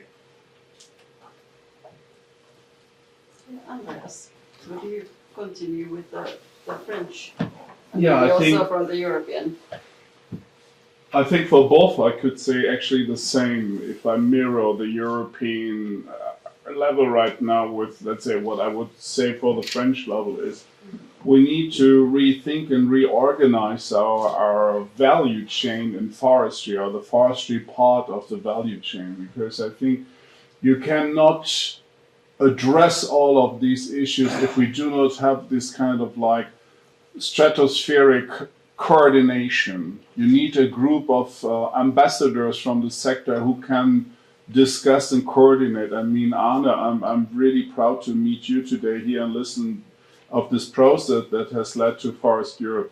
But I think it's the same in the French level. We have all the different ministries. We have one person who is doing the inter-service kind of work, and honestly, one person can easily get squeezed in all of that. So I think what for forestry, because we are on the highest political agenda on national level and also on the European level, but not because our sector was doing this and so good. The position on the highest level politically that Ursula von der Leyen or Macron and everybody talks about forestry comes from climate change, as we perfectly, and thanks for a very inspirational talk. They understand and they hear forestry plays a key role. We have to do in our sectors like there, what are they talking about? And they're not adapting. And I would say we have to overcome a little bit. We have to create a new culture also to be more open-minded and not taking some things as an aggression from other people and that society is bad and criticizing us. We've done a lot of good which we have not communicated, and we also have to learn, because we face all the same situation. If we're a society or forest or whoever, we're all in the same boat. And I think to steer this boat, we need an overall coordination to, as you said, to accompany everyone, to listen, but also to communicate in all directions. Okay, so I would just say that we should first of all relax a little bit. I said before, this pendulum, political pendulum, suddenly we panic and go to one side of the boat, it turns to that side, then we say, oh, we should go to the other side. It's a little bit this movement, the relation of the society with the forest is changing over time. Just look in Finland. Years, like decades or centuries ago, forests were a problem to be removed and to purpose the land for agricultural production, to remove the peatlands, to repurpose them. Once you discover that tar is very useful as a trading good, forest suddenly became valuable and interesting. Now, a little bit the same is happening with the broader society getting interest in forest, and each of them wants a piece, without really understanding the capacity and the complexity of forest and forest management. Not everything needs to be accomplished in the same space. But I said today we have 170 million hectares of forests. So all these forests can cater different demands. And I think that this is the key element to understand. It's not this or that, it's both, but bringing it together when each of them matters the most. Rather than trying now everything has to be protected or everything has to be used. Like always, the solution is not black and white. It's most likely different shades of gray, but the politicians are a little bit short-sighted because it's 4-year mandates that they are thinking of, So therefore, sometimes kings and dictators are actually better managers than those that work in 4 years. I didn't say this here. Nobody has recorded that. I was just yesterday watching the House of Saddam on the series. But a little bit jokes aside, I think that it's important to understand really the breadth of demands and try to incorporate them rather than going in one or another side. It's an urgency, I understand that, but it cannot be solved by panicking. Exactly. So I would like to now leave the floor to Erika. What is the forest industry point of view? Because those demands are also hitting you very, very hardly. So how do you feel? And that's a tough one. Well, thank you for accepting me to this meeting. I must say that I prepared a presentation that you all of you nicely destroyed. But if I can say a few words on the on the industry which is behind or after the forest is that I don't know whether you maybe realize that we are facing a lot of obstacles, a lot of resistances, a lot of lobbies. For instance, you all talked about building in mass timber. Okay, good. But the criticism is that you are destroying the forest. You are overcutting the forest because you're using mass timber, which is not true. We are innovative. We're creating new products which are, as you said, I think Erno Järvinen said, do more with less. We don't use so much timber anymore to build than before. And another comment, one other very big obstacle in promoting the forest is the national approaches. In France, Andreas can confirm that. In France, we have a label called Bois de France. Mm. This is really a big, as you said in Finland, kaupat estate. It doesn't help. It doesn't help because the thing is that in France, we don't have the structure, the engineering, the manufacturing, the cutting required to build in timber. We need Finland, we need Austria. So my customers, they said, I need Bois de France. You would say in Finnish, Suomen puu or ranskalainen puu. But we are not going to send French timber in Finland to be processed in our nice mills and to come back to France. So we are a lot of good intentions, but in the reality of the market and the demand is still a lot of things to do. And we are all from the same side of the fence. We all understand that. That's the future. I had thousands of other big debates to open with you, but maybe the next time. So that's it. Thank you very much. So I would like to go now a little bit on research. My background is on research, so I'm of course very interested in what is happening there. And now when we talk about a lot of this kind of restoring things and so what, do we actually have enough knowledge, or should we kind of direct the research also to something to really help this mitigation by adaptation type of because I think that mitigation is not enough. We have to also help the forest to adapt these conditions, and then we need a lot of knowledge how to do it so that we are not going into too much worse way than maybe we are doing now. So how do you feel? Andreas, maybe you can start now. Shall I be honest or shall I be diplomatic? Be honest. We have the knowledge. That's out of any question. The knowledge is everywhere. We have brilliant experts, and just what our colleague from industry said, I fully subscribe, and we have a lot of things to. But if you allow me to say, when I was working in Brussels before I moved to Paris, there was a cost action analysis we did, and it was at that time estimated 2,000 man-years research capacity in, let's say, classical pulp and paper. A lot of that is today also in the biorefinery. A bit less, 1,800 man-years of research in wood research, traditional, let's say, wood materials or going into wood products for construction. More than 12,000 in forestry, man-years across Europe. And I think probably you know it probably has increased because we have much more today working at this. And then if I look at that, I was criticizing all the time, saying like, how do we manage to get this knowledge into something that, as you have perfectly said, also will help the managers, the owners in their daily operations? And when I talk about Finland now, and it's heartbreaking that you all know bark beetles have arrived, whereas research estimated it should only come in 40 years. They don't care about research. That's also one truth about research. And I'm a scientist myself for a long time, coordinated these programs and was overseeing 150 projects per year at FCBA. We have to have a much better communication exchange, and this over-coordination, what I had been criticized also by Finland, because I said we need this overall expert group that can reply to the questions that are urgently there. And this is what I, for example, see as an advantage in the what we call the real-time monitoring system, connecting sciences and giving feedback there. Let's take an idea, North Korea.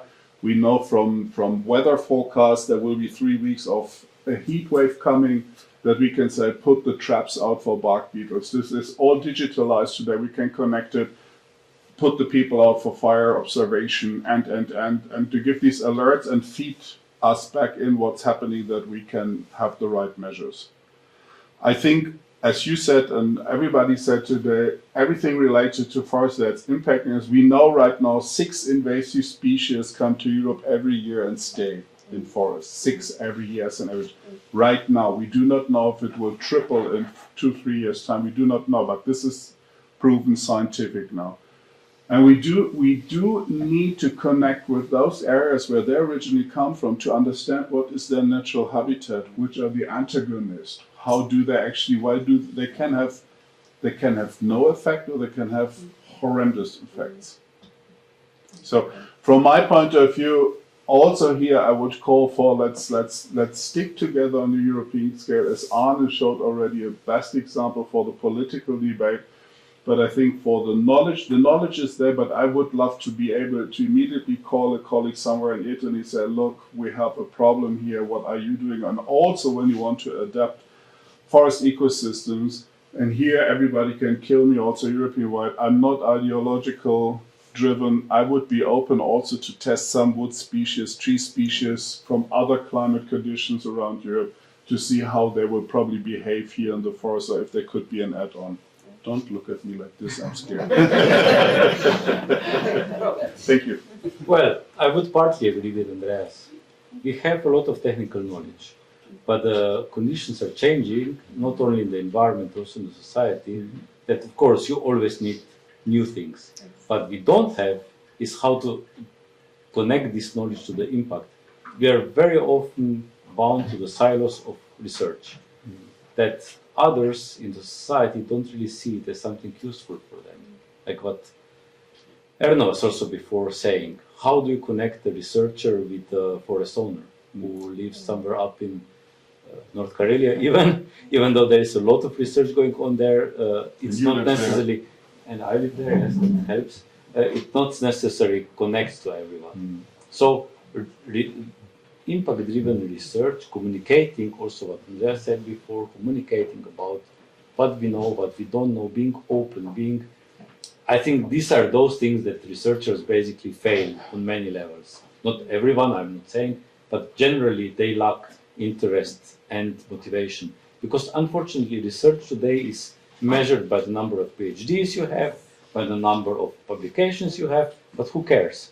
I mean, you can have all the papers in the world, nobody knows, other than your colleagues that are envious and don't want to invite you to the conference because then they have to show how masterminded you are. So I think that much more needs to be done to measure the real impact of research, to connect it, and not to involve those that should use the results of the research at the end of the value chain, so when you are already done, but actually to introduce their needs into designing research questions and then developing solutions. So I think that how we do research needs to change fundamentally, but we have a lot of technical knowledge. There I agree with Andreas, and also capacities.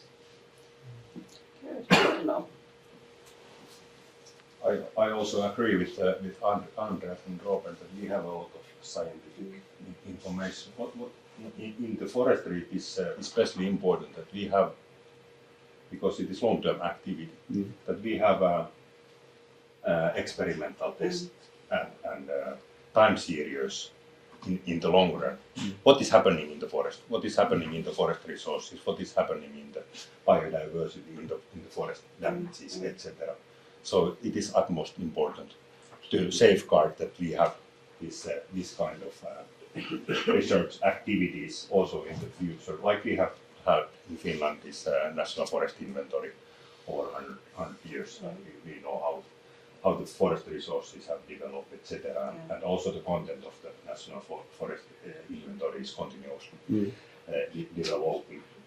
And yes, we have a lot of lot of scientific information from different angles in the forestry sector, and especially among policymakers, it can be difficult to analyze that what is important and what is less important. And in that, I see the role of a science panel very good.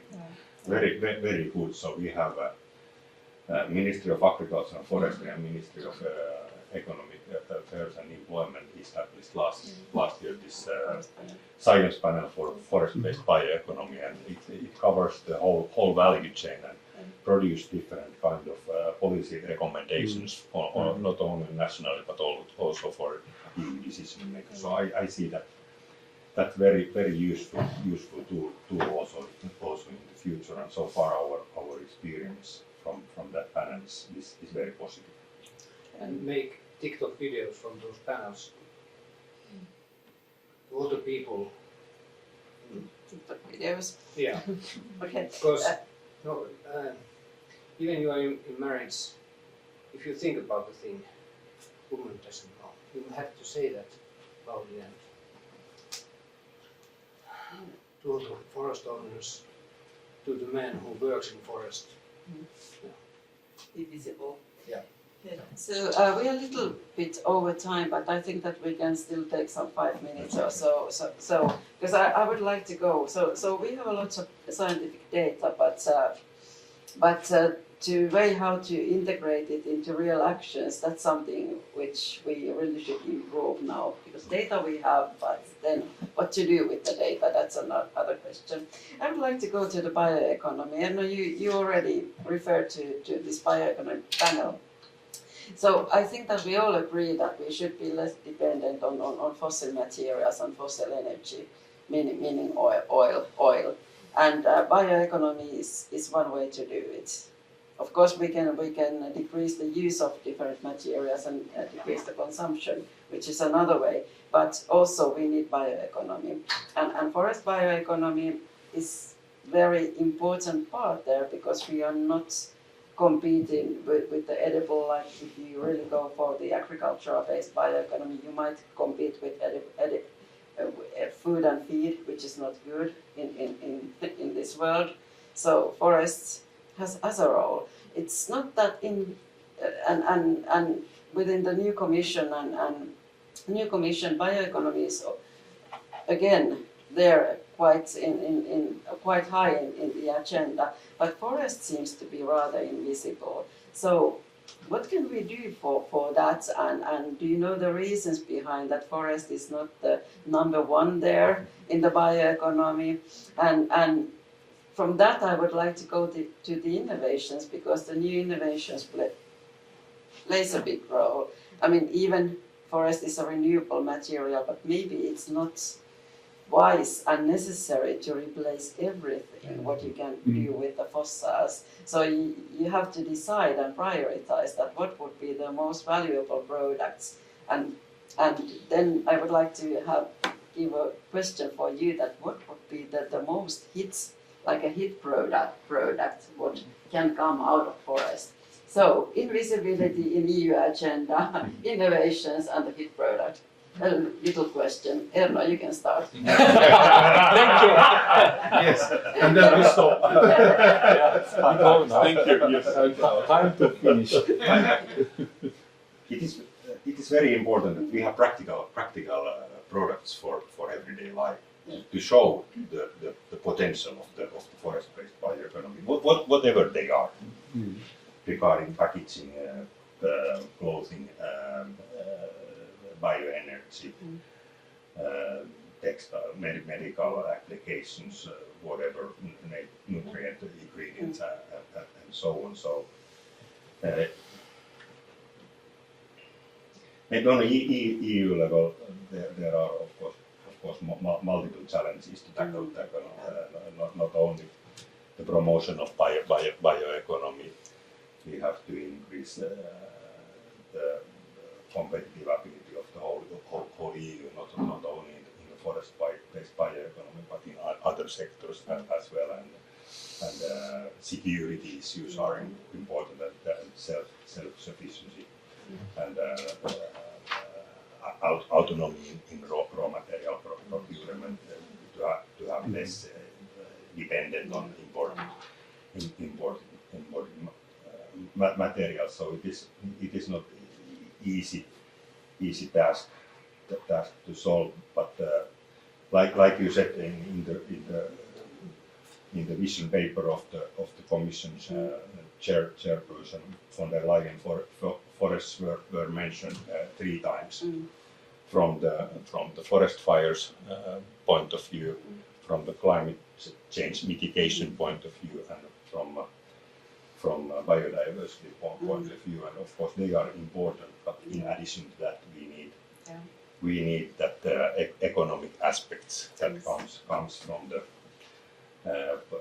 forest-based value chain, and it seems that the bioeconomy issues will be transferred to the DG environment from DG RTD, and the most likely commissioner for DG Envy comes from Sweden. So from our point of view, that is of course a good thing, and also Finland's most probable commissioner, Henna Virkkunen, has shown interest to forest-related issues, and at least when she was a member of the parliament. But maybe generally speaking, I would say that the challenge is to bring forest-based bioeconomy more into the discussion and to the working program of the Commission. Andreas. Totally undiplomatic now. When we started in 2005 with a very huge engagement from Finland, the technology platform, it was perceived at the beginning in Brussels as Sweden and Finland. And don't take this personal. Whenever you say, it's Sweden and Finland, and of course forestry is important, but it's Nordic problem, or it's a Nordic issue. Then I came into the business and I traveled around Europe. At the end, we had 26 active national support groups, meaning 26 countries actively working. I was only traveling all the time. And all of a sudden it was European. All of a sudden we overcame, it took 6 months discussion in Brussels. Will it be the forestry platform, forest-based platform, forest-based sector, forest industry platform, and you're like kindergarten. So to find the agreement to call it forest, I'd say this because we have to overcome the thing. Anne-Christine led and coordinated fantastically the project Wood Circus, a huge success in the Brussels circles, because for a long time, first time, all primary processing industries agreed upon a white paper. And they even called me and asked if we could organize an event in a very important program of the Commission. This political thinking has to be developed further. You know me such a long time. I'm this political animal. When I talk here with you, I immediately think also what can we do in Slovenia or in Spain, also because he's Slovenian, or in Spain or wherever, like how can we create one voice on the European level for the sector with a common interest, and that opens the doors. And not only the interest of France or Finland or Sweden or ever, or 2 or 3. If it's 2 or 3, we can make an agreement between the countries and see how much money we put into it. But when you work European and when you want to influence those processes, you have to understand how to communicate, how to get the people on board, and to be perceived also more neutral, and not only that people think there's a hidden agenda. So that's my first reaction when I hear that, because that was a huge, sometimes, how can I say, challenge also for me to get the whole sector together around the table and speak at the same time. And the people say, hey, we don't want that. I said, it's important. We have a huge discussion about this. Sweden is not happy about this cascade use principle. It's already in all the political papers, so there's no question it will disappear. it's written, you have to read it carefully, as an option, not as an obligatory. And of course, if you think like, oh, Santa Claus will do the job for us, maybe it can become, I'm not saying it cannot, but it may become in 10 years an obligatory thing, because some groupings have an interest to do that because it will favor them. When you work in the political environment, you have to compete with automotive from Germany, with nanotechnology, who you name them all. I had to be there in the meetings, and then automotive sends the Daimler Chrysler CEO at that time, and I had to sit there. Well, forestry is important, you know, and then you have to have good arguments. You have to convince them. You're not going there. Nobody waits for us. Nobody. And when you go, have a good story and have the power to negotiate. I give you my last example, because this you should know. I had a meeting.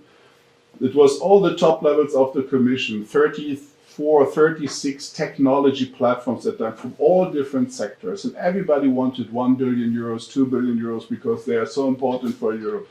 I was the last one, and then the commission knew me already because of my personality. I think they started off, so Andreas said, forest-based sector. I said, how much do you want? And I said, as much as possible. And everybody started laughing. Then at that time it was Manuel Barroso was the president of the commission, so I'm that old, yes. And I said to Mr. Barroso, I can say it openly here, how come that fisheries and aquaculture, they had, officially said they have a technology, they had no vision document, no strategic research agenda. They were able to reserve 10% of the research budget under the bioeconomy for themselves. Barroso smiled at me and said, Andreas, look at the European map. How many countries are surrounded by seas and water? You see how important it is. And I replied, Mr. Barroso, look at the European map, forests in every country.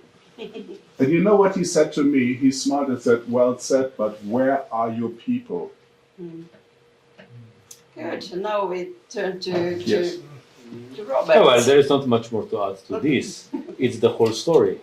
And what you see, those three words of forest mentioned, is the reflection of the past 4 years and of the power also on certain groups to influence the opinion, because we are very much willing to invest in technologies, in technological research, very little in what Andreas was explaining, and communication, disseminating. We suck at communication. I'm looking at you because I know what you're doing. We are terrible. Yes. We are terrible. And we can even between us not agree on whether it's green, dark green, or light green, you know, and that is our problem. Don't think that we will just become important because we think so. No.